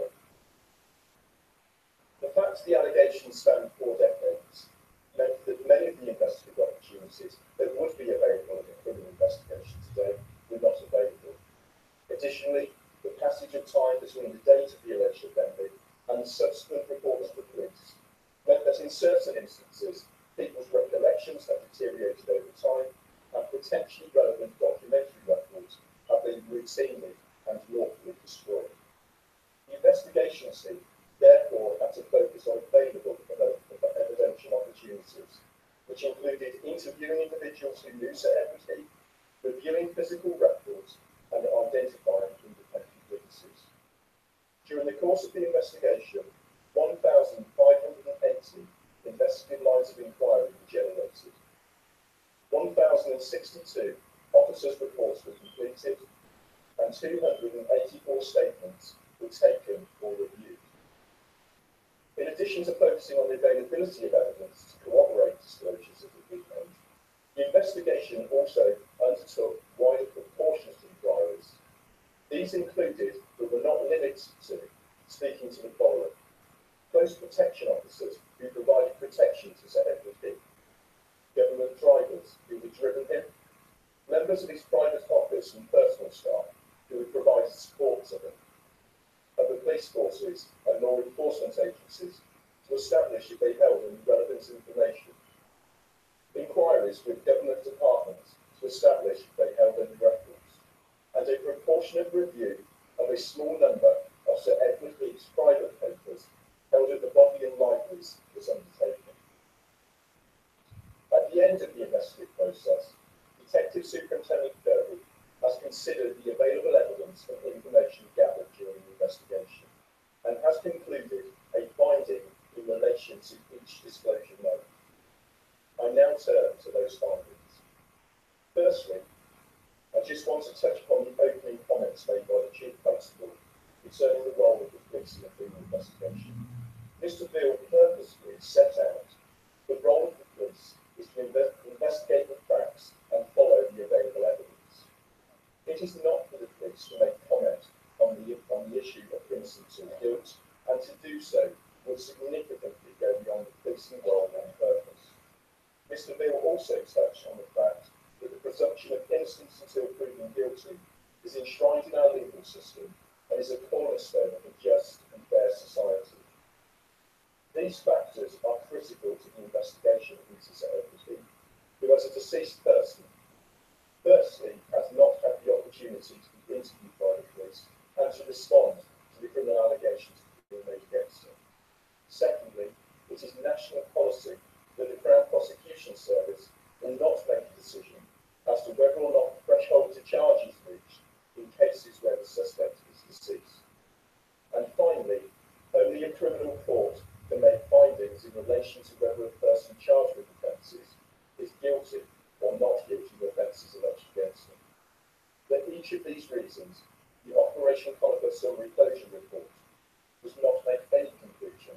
respect to Sir Edward Heath's guilt or otherwise.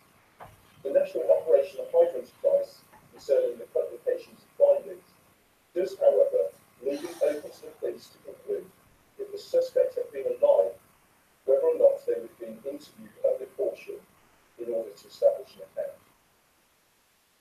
We have adopted this advice as it appropriately reflects the police involvement in the investigation, and it transparently allows victims who have made disclosures to understand what the next policing step would have been if Sir Edward Heath had been alive today.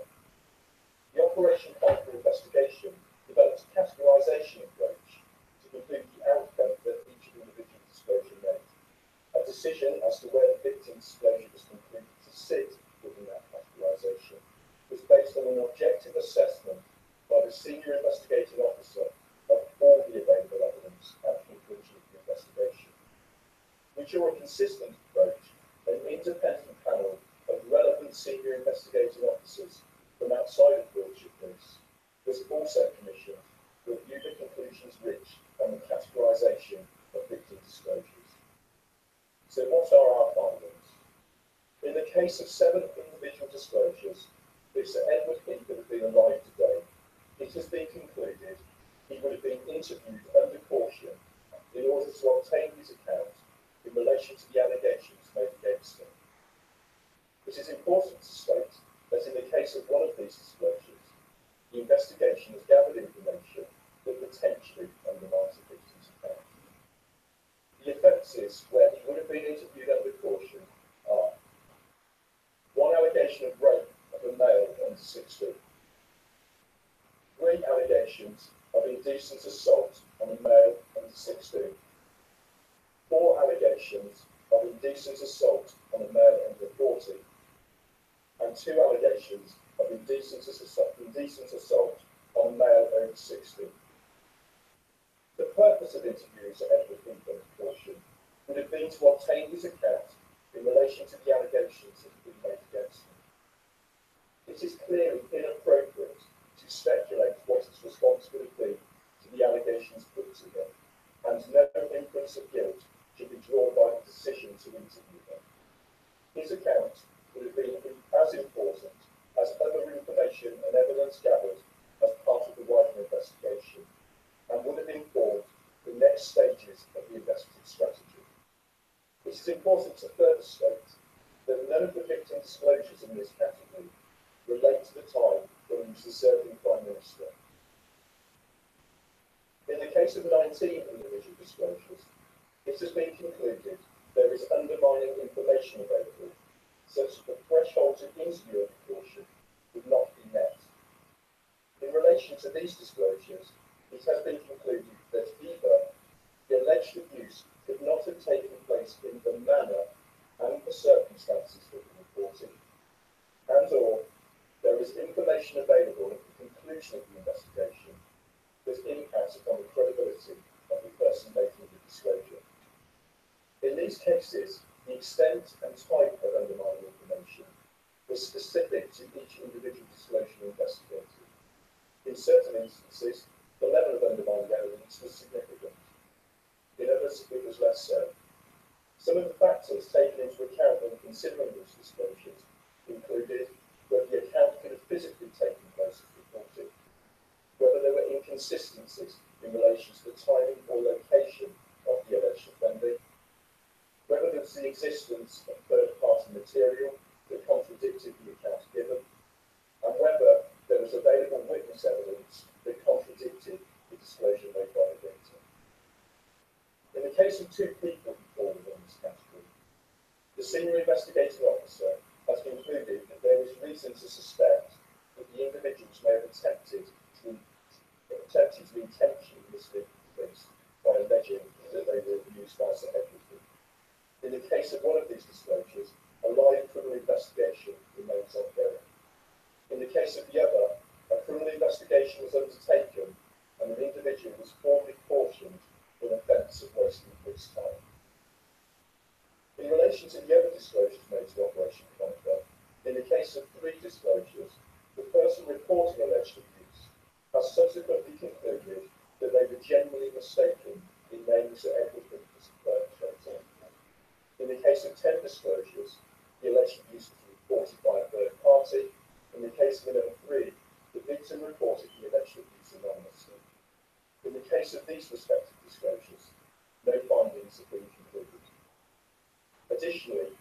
course of the Operation Conifer investigation, 3 people were arrested in relation to offences concerning alleged non-recent child abuse. 2 were later released without charge, and the 3rd remains under investigation. The relevant allegations were disclosed as a result of the Operation Conifer investigation, but the subsequent investigation confirmed they were not directly related to said everything. So in conclusion, firstly is the Operation Conifer Gold Commander. I am satisfied that on behalf of the 14 police forces concerned, a proportionate investigation has been undertaken in line with national guidance into the allegations made against everything. Secondly, I am satisfied that each of the strategic objectives set at the start of the investigation has been completed.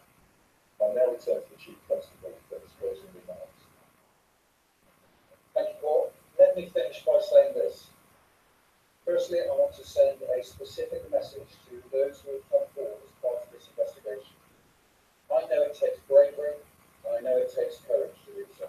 I hope that you feel as though we have listened to you, we have taken you seriously, we have supported you, we have protected you, and that you have been treated with dignity and respect. People who are victims of abuse in the past, now or in the future, should be reassured.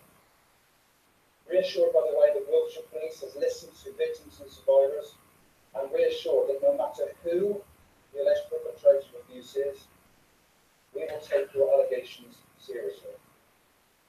We will investigate, no matter how difficult that may be.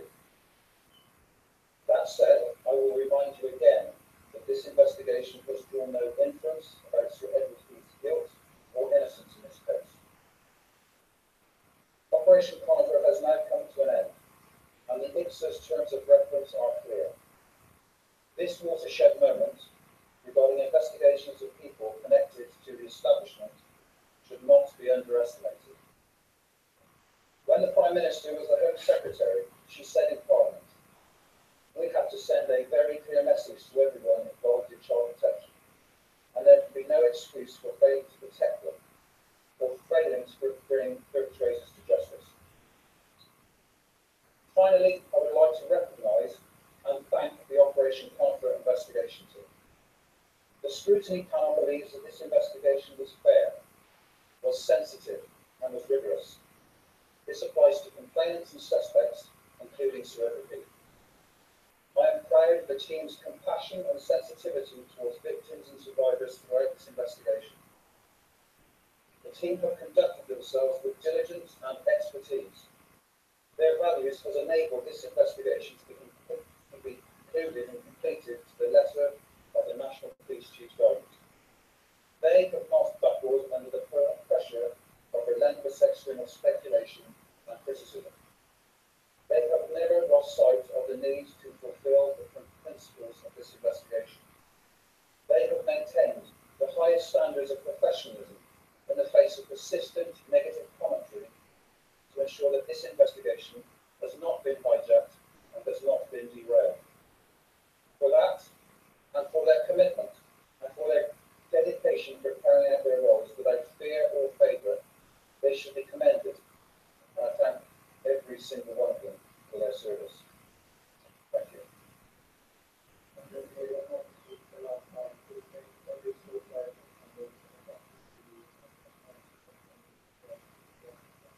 So the police there not taking any questions at the conclusion of Operation Conifer, saying that they weren't drawing any conclusions about Sir Edward Heath's behaviour, but perhaps it was a slip of the tongue that the police chief referred to people making the allegations as victims rather than alleged victims. And while he was speaking, Lord MacDonald, before the work for public prosecutions, has told Sky's Tom Parmenter, quotes, they are covering their backs at the expense of a dead man. Also, while that was going on, there was a statement from Sir Edward Heath's godson, Lincoln Seligman, giving his reaction to the conclusion of Operation Conifer with the North Wiltshire Conservative MP dead grey alongside. You said it very well, and I agree with all of it. I'm here in personal capacity but it's been a difficult 2 years and it may continue. I don't believe any of the allegations from what I know and have known of the man for 50 years. I'm in a almost unique position in that I knew him as a child from an age when I was conscious of being able to judge adults at all. Early on, he was just a friend of my parents, and I treated him as that. He was not a well-known politician. I think he just become an MP. He was really just one of the people who was around in our lives. From a fairly early point, he used to come on holiday with our family, and I and my siblings had every opportunity to observe him at close hand. And children being children, I'm not unaware of the sort of things that are being talked about, and we wouldn't have noticed anything. And there was nothing. When I grew up, I had probably a closer relationship with him, and I knew him to be a man of great integrity, and also just not so idiotic as to go jeopardize his career and the things he wanted to achieve in himself and the country by indulging in anything so dangerous and pointless. I'm here really not to criticise the police, because I think we know what we all think about the inquiry. I think I would reiterate the point that the inquiry got off on the wrong foot with the broadcast for victims, because that guaranteed that people calling themselves victims would come forward. I'm surprised it was not 10,000 people rather than 112. And from one point of view, I'm very grateful to the police for reaching it down 42 to 6. And it's the remaining 6 that concern me and my family. And I think a judge made review that would look at that objectively, because there has been no assessment of the evidence. These are still just allegations. To have somebody look at the quality and the context and come to some sensible conclusions in an area where a lot of nonsense has been talked, I think that's what we need. So that's really what I want to talk about, where we go here. I think the report is obviously very extensive, and I don't quibble with the lengths that the police have gone to. I'm not sure they've always gone in the right direction, and I think the directions that they should have gone in, but they haven't, which would rather surprise me. But I think we are where we are. We have 6 allegations left. We'd like to have those cleared up and to leave the man's name deeply clear. Questions?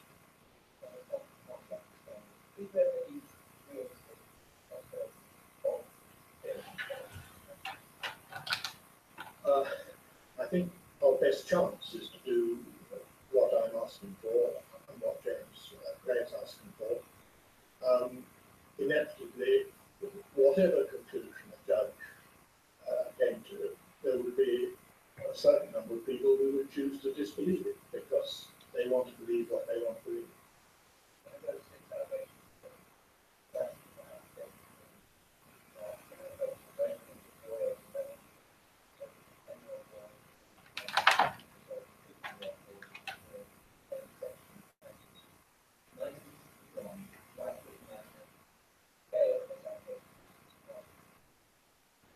It wouldn't have surprised me, as I said, it had been 10 times as many, because people are going to come out of the woodwork to suggesting. I'm not sure the numbers really mean a lot.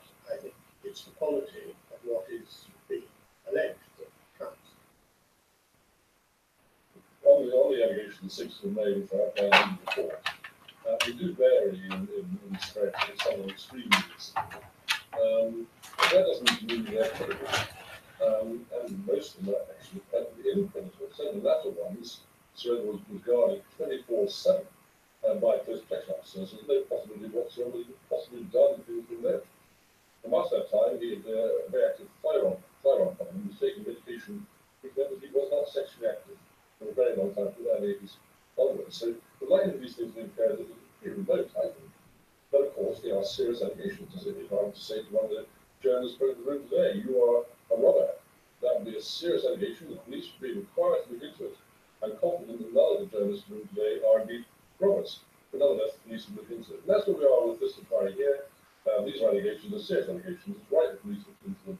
But because they are the level they are, that does not presume in any shape, size, or form that there's any kind of guilt attached to them. I'd like to see a trusted inquiry. It may be the ICSA, the Independent Child Sex Inquiry, will look into the more likely. Probably not. They're probably beyond their remit. They probably won't be so. Which is why probably the last open we have of clearing up the remaining 5 or 6 is the Independent Child Inquiry, or perhaps the Home Secretary will take an interest. I certainly intend to raise the matter with her. I think what the special address comes a week a month. Can I just interrupt there to say that there is, seems to be a suggestion on the part of the police that passing this on to ICSA means that the police have done their job. Up to a point, they have done their job, but they are implying that ICSA will somehow deal with the problem. It's not going to address the truth of the allegations at all. It's only interested in institutional shortcomings. So what would be left is a black cloud that cannot be dispersed, and that seems to me not to be justice.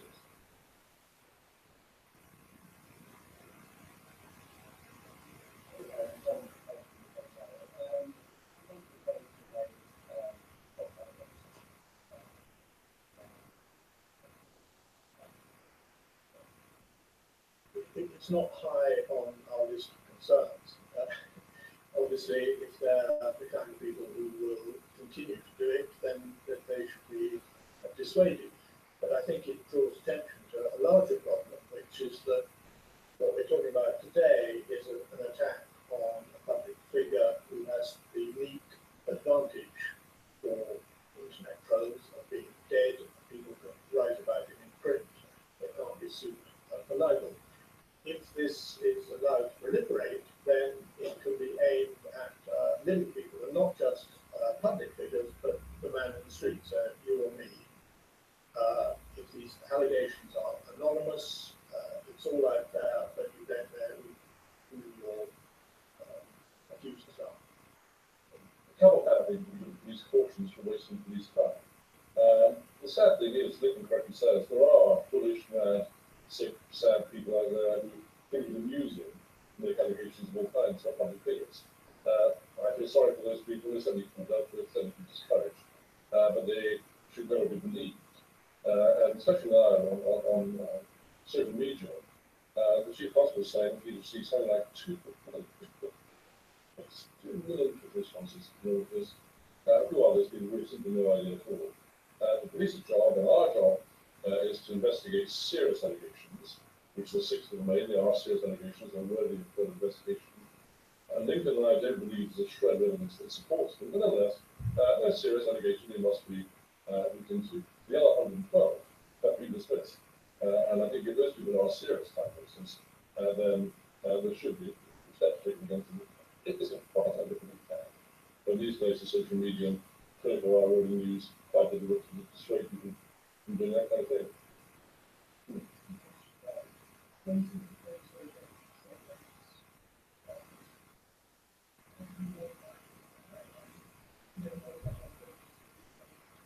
Yes, indeed. The report has taken many time to read the last hour or so, much to the Chief Constable on Sunday Olympic gave his press conference, so there'll be a lot more analysis to be done on the report.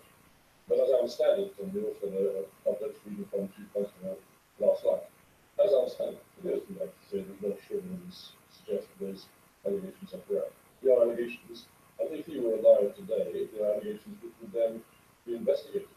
Because he's not alive today, the chief prosecutor says you may not investigate them, and therefore they have not been investigated. There is no evidence whatsoever they are correct. All they are at this stage is 6 people making an allegation. Fred Blunt is a background,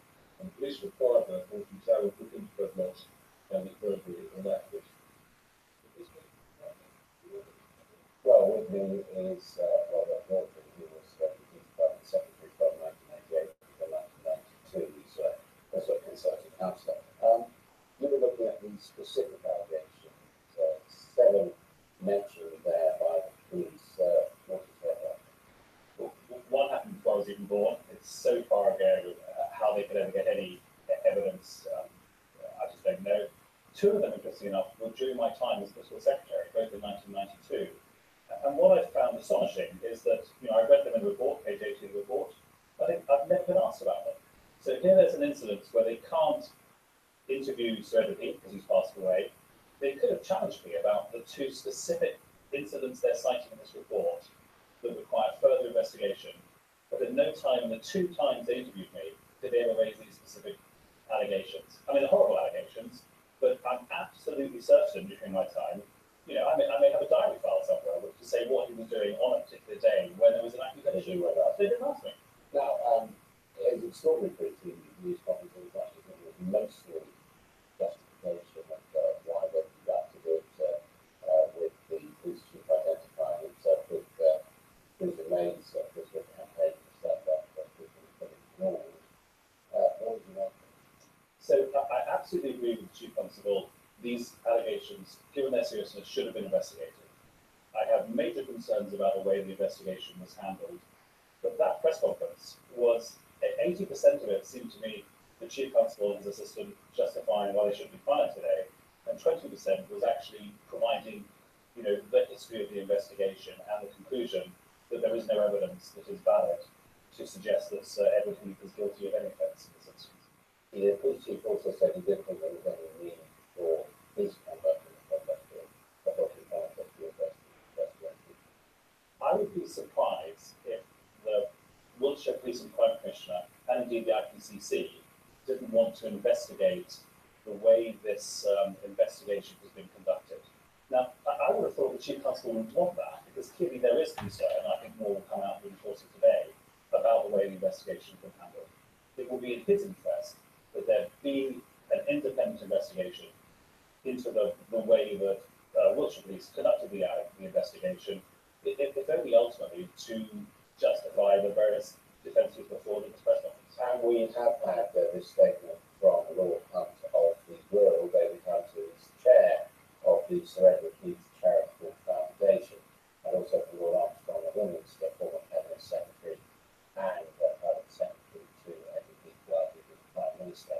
The statement reads, "The Wiltshire Police report is profoundly unsatisfactory, but it neither justifies nor dispels the cloud of suspicion.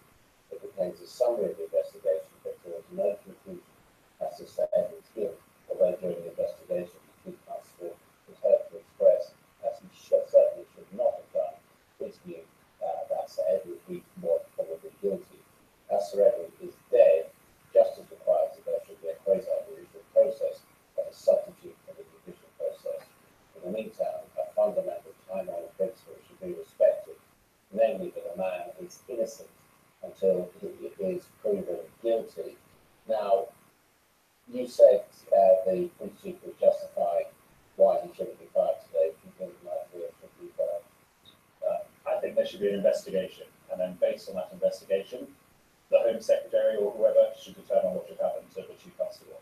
It's too early to say whether he should be fired, but I did feel throughout his entire press conference, it was obviously trying too hard to justify probably what is an unjustifiable process he's been through. The justification was that anybody who makes an allegation against anybody would be investigated. Do you think that really stands up? Not any allegation, but these were serious allegations. There was clearly, they went through a due process. I have no problem with the fact there was an investigation. I think had there not been one, there's probably a separate investigation. The fact there was one was correct. I don't think that's a problem with it. We also have Lord MacDonald saying they are covering their backs at the expense of the dead man. Do you think that interpretation can ever be better? No, I don't. I have children who now write essays about Sir Edward Heath comparing and contrasting with Thatcher, and the first thing they see on the web if they go into Google or another search engine is that the allegations he was a paedophile. It really hurts me that that's the case now. So, thank you very much. That's all for our politics for today. Coming up next, more reaction to the police report into Sir Edward Heath.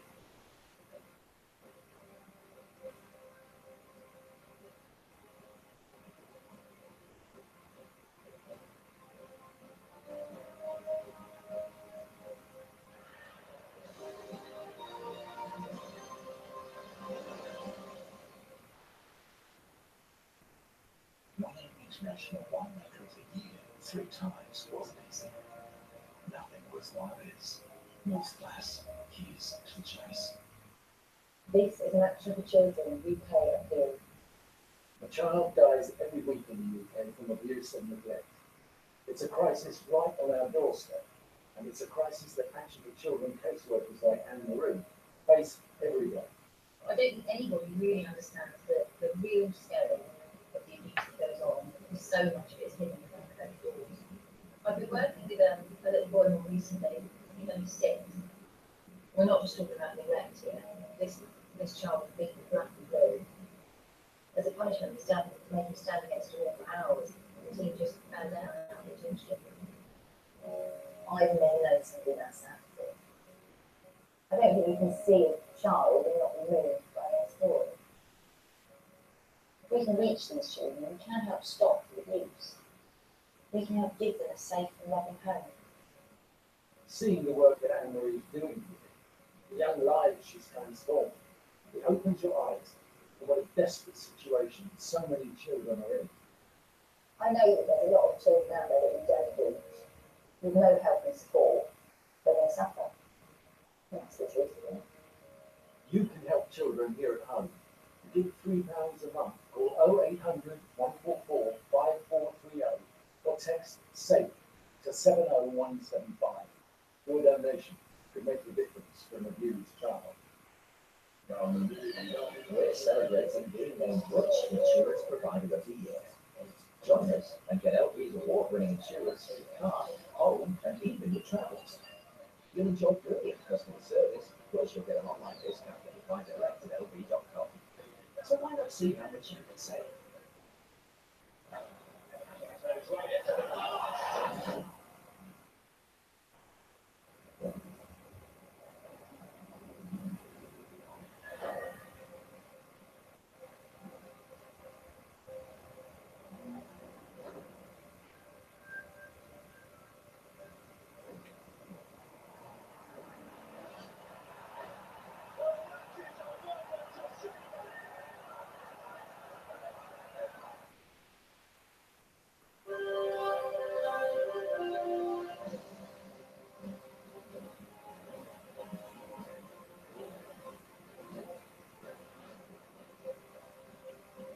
Police say former Prime Minister Sir Edward Heath would have been questioned over allegations of child sex abuse were he alive today.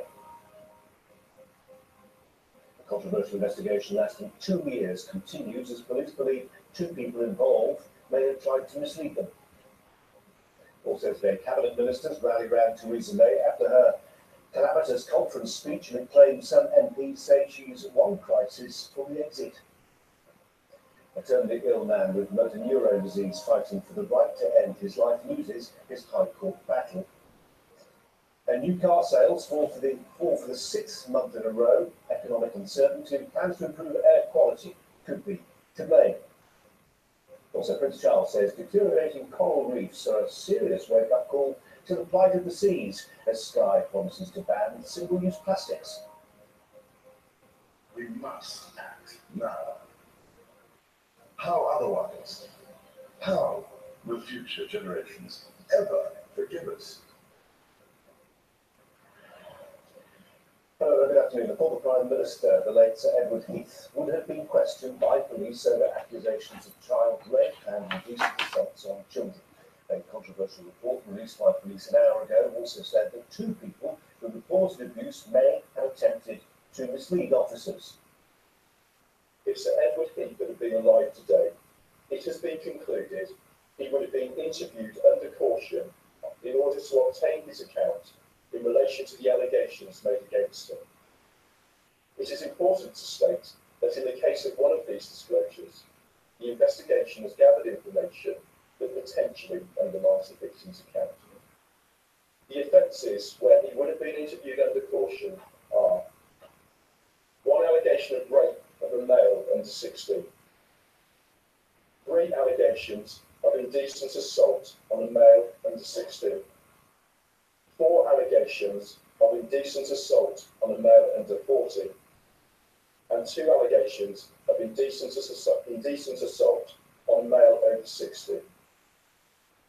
Well, the investigation known as Operation Conifer has divided opinion, with critics saying it's been a £1.5 million waste of money, while others claim that the police and those making the allegations have been victims of a chilling campaign to silence them. Chief Constable Mike Beale defended the decision to investigate. I believe this was the right thing to do. It was the right moral, ethical and professional thing to do. But I appreciate that every case needs to be judged on its own merits. I am satisfied there are compelling and obvious reasons to investigate allegations made against Sir Edward Heath. Well, let's turn to our crime correspondent, Martin Blunt, who's in Swindon. Martin, very good afternoon to you. Can we start with the words of Ken MacDonald, former Director of Public Prosecution's most senior prosecuting role in the land? He has talked in the last hour or so about a force which is covering their backs at the expense of a dead man. Shame on them, he says.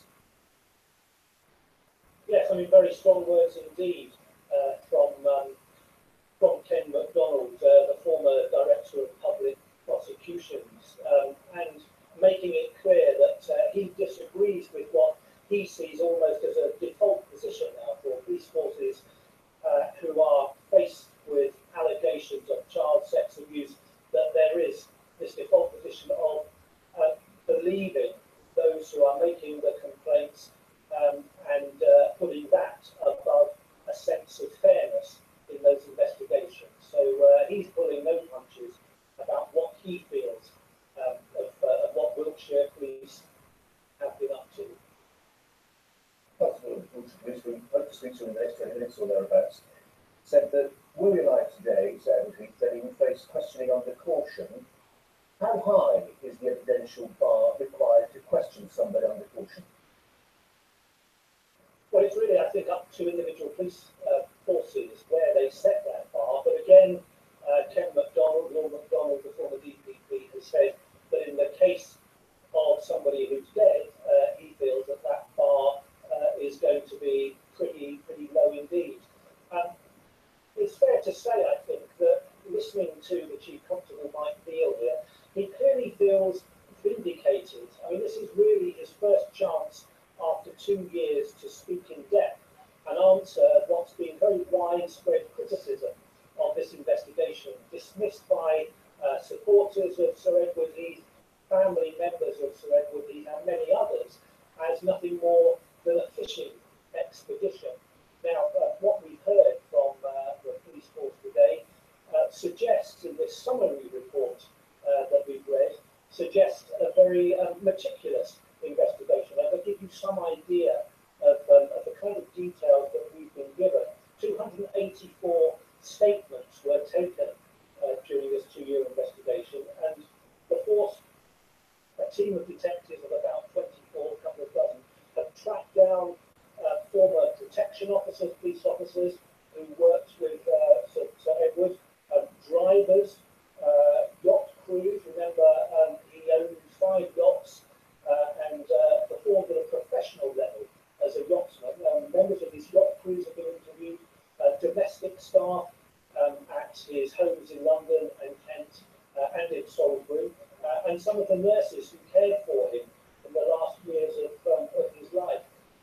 Accused of a fishing expedition, the Chief Constable said it would have been indefensible for him and his force not to have investigated such serious allegations. Even though he said that there was never any intention at the end of it to draw conclusions as to Sir Edward Heath's guilt or innocence. It was really to establish whether there was enough evidence in which, if he had been alive, to interview him under caution. And in fact, as we've heard, they did find grounds in 7 cases that they would have taken the decision to interview him under caution. Now, you've read out some of those 7 allegations that police deemed to have found evidence. The police talk about a child or a male under 15, under 16. The details are that one of those allegations was the rape of a boy who was 11 years old, and that was an offence alleged to have taken place in London in 1961. The Entertainment allegations was the indecent assault of a boy aged 10. So we're talking in those allegations of alleged victims who were very young indeed. We've heard in the last few minutes from Sir Edward, his godson, who has described the investigation in disparaging terms and said that it was an investigation into a suspect who couldn't defend himself. This is what Sir Edward, his godson, has said in the past few minutes. The inquiry got off on the wrong foot with the broadcast for victims, because that guaranteed that people calling themselves victims would come forward. I'm surprised it was not 10,000 people rather than 112. And from one point of view, I'm very grateful to the police for reaching it down from 42 to 6. And it's the remaining 6 that concern me and my family. We talked about where the police did find grounds that would have led to the questioning of Sir Edward Heath, but there were, amongst those 42 allegations, things that didn't go anywhere, that the police couldn't corroborate any of the allegations.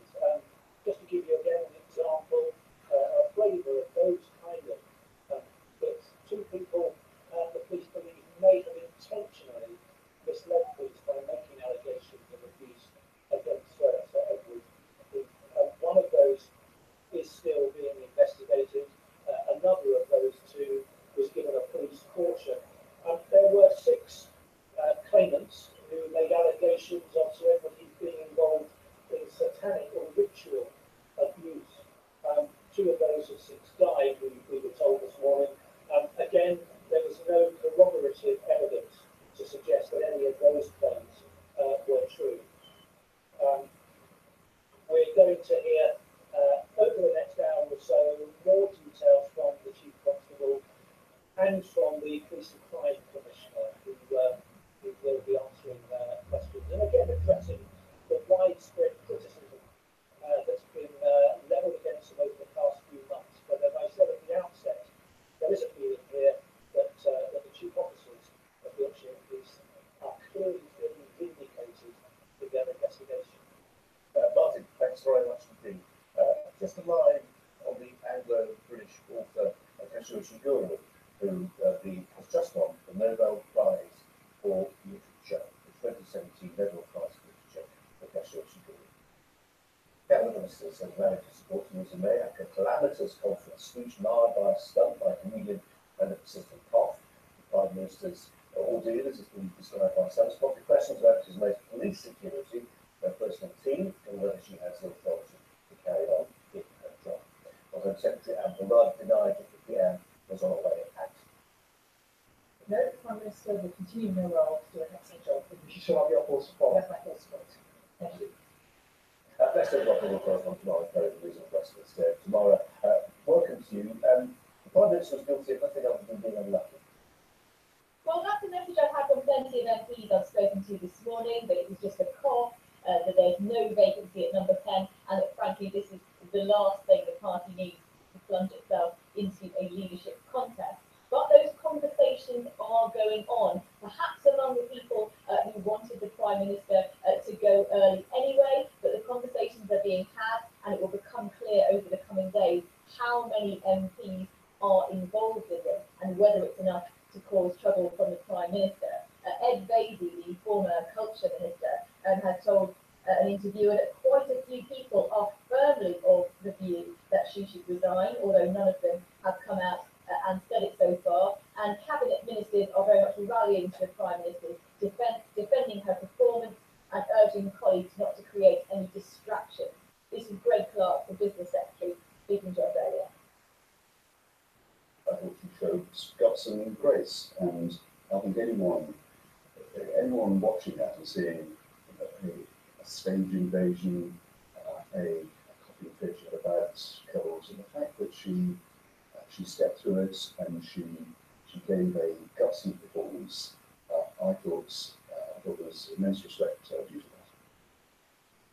When you say there was great sympathy for the Prime Minister and there'll be great respect for her,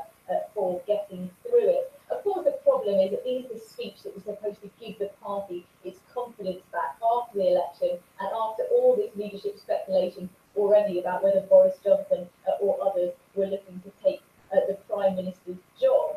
What's working against those who may be plotting against her is, first of all, whether there is an alternative leader in the Tory party waiting in the wings. If so, that person doesn't seem to have emerged yet. And of course, with a very difficult time in the Brexit negotiations, the clock is ticking. And do the Tory party, many MPs have mentioned to me, want to plunge themselves into a leadership contest at this juncture? So many are hoping that Theresa May will be able to tough this out.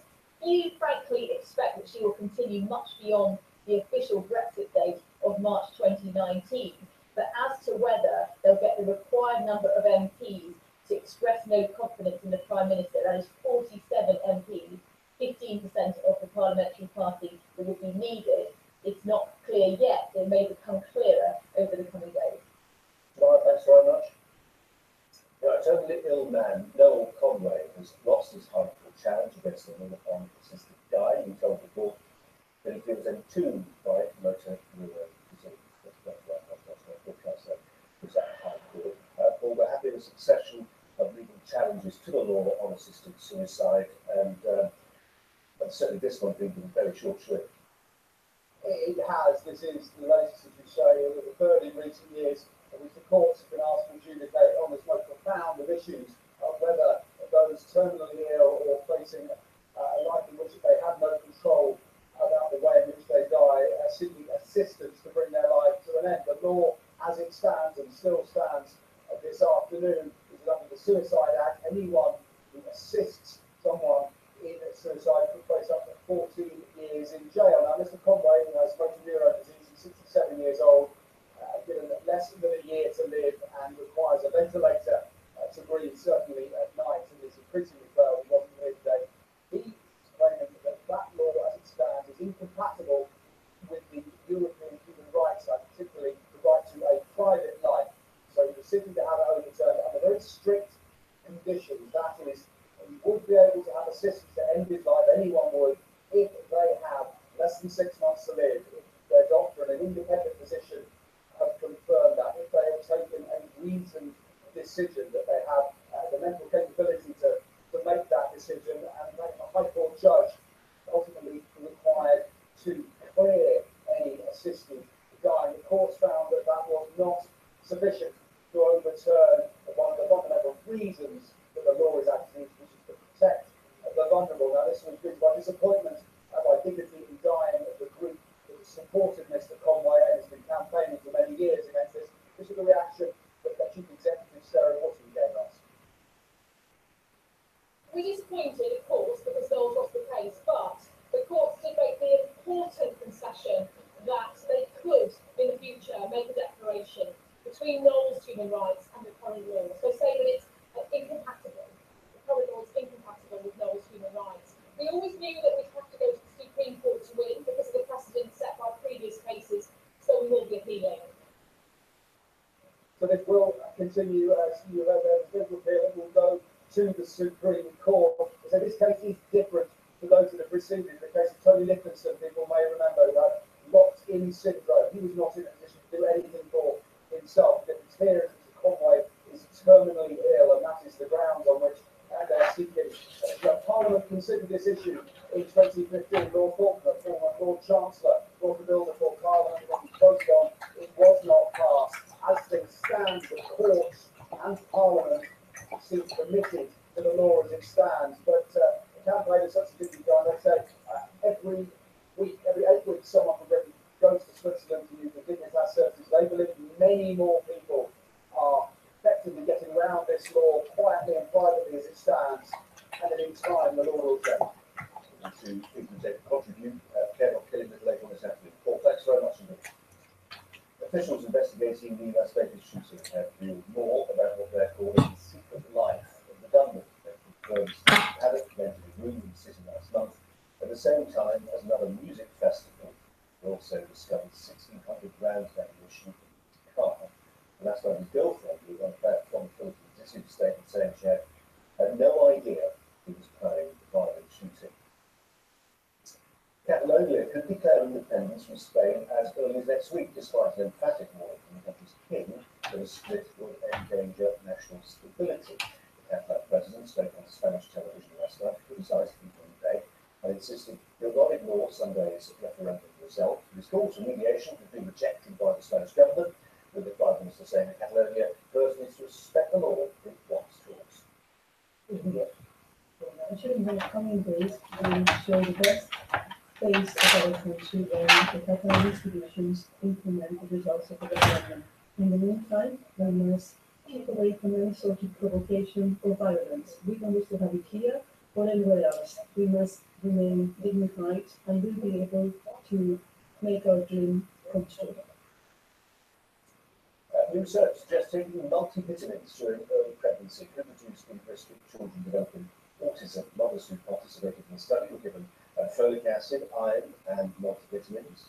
Researchers say their findings are not conclusive. We've heard this before, warrant further investigation. The new car market has shrunk for a sixth consecutive month. The drop is being blamed on a loss of consumer confidence caused by economic and political uncertainty and confusion over the government's air quality plans. Sky Sports officers now, a lot of people must be referred to purchase law because they're not sure whether diesel makes sense. Well, that's right, Colin. And to put it in perspective, this is actually the first time in 6 years that new car sales have dropped in September. Why should we take notice of that? Well, because September is a popular month to buy a car, essentially because you get that new registration plate. So the industry is saying this is a real cause for concern. And I can run you through some statistics just to tell you a bit more about this. So last month, 426,000 new cars were registered. That's down 9.3% on the September before. And this year, new car sales are down 3.9%, so around 2 million cars bought this year. So why is this happening? Why are we losing this confidence? And the industry is pointing to three main factors. They say a drop in consumer confidence, political confusion, and a drop in business confidence. So if you look at consumer confidence, it's things like Brexit, concerns about the economy more generally, people feeling the squeeze from inflation and feeling that they can't really pay for that big ticket item like a new car. And actually, just to note, last September was a record month for buying cars, so that skews it a little bit. But there is a general concern about consumer confusion around the air quality plan. The government's debate around whether to tax diesel cars, and certainly there does seem to have been a drop in diesel car sales. They were down around 20% last month. And then when we look at these wider business confidence problems, more businesses, it appears, are holding off buying fleet cars. So all of that. Why should we take notice of this? And lots of people will say, well, who cares? Lots of people just don't have money for a car. The reason why we should also take notice of this is because the new car industry is a barometer for the wider economy. And people are concerned that this is actually a signal that there is a drop in confidence in the economy as a whole. This is Sky News. Coming up, we have the sport for you. Yes, coming up, we'll hear from England captain Harry Kane, who has World Cup qualifier, and find out what Red Bull driver Daniel Ricciardo is doing here. From our water to our food, our climate to the air we breathe.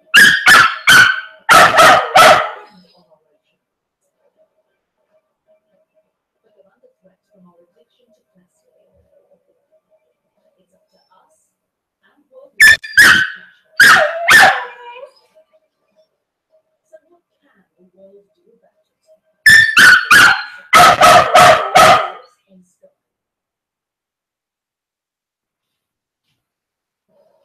Winter can hit you hard if your boiler's not up to it. With home car, from less than 40p a day, we'll service your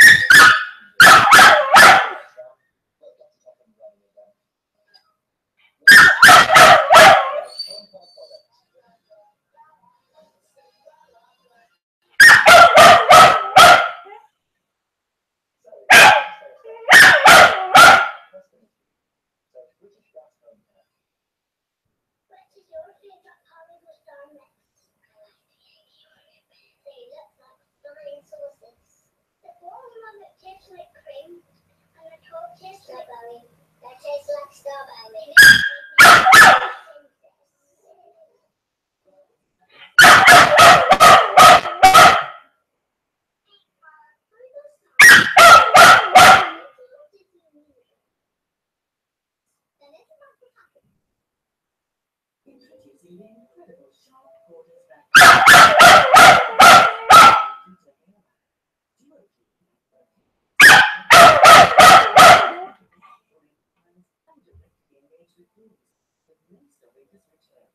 Plus, Flexology gives easy under energy versatility. Two rechargeable batteries. Sharp.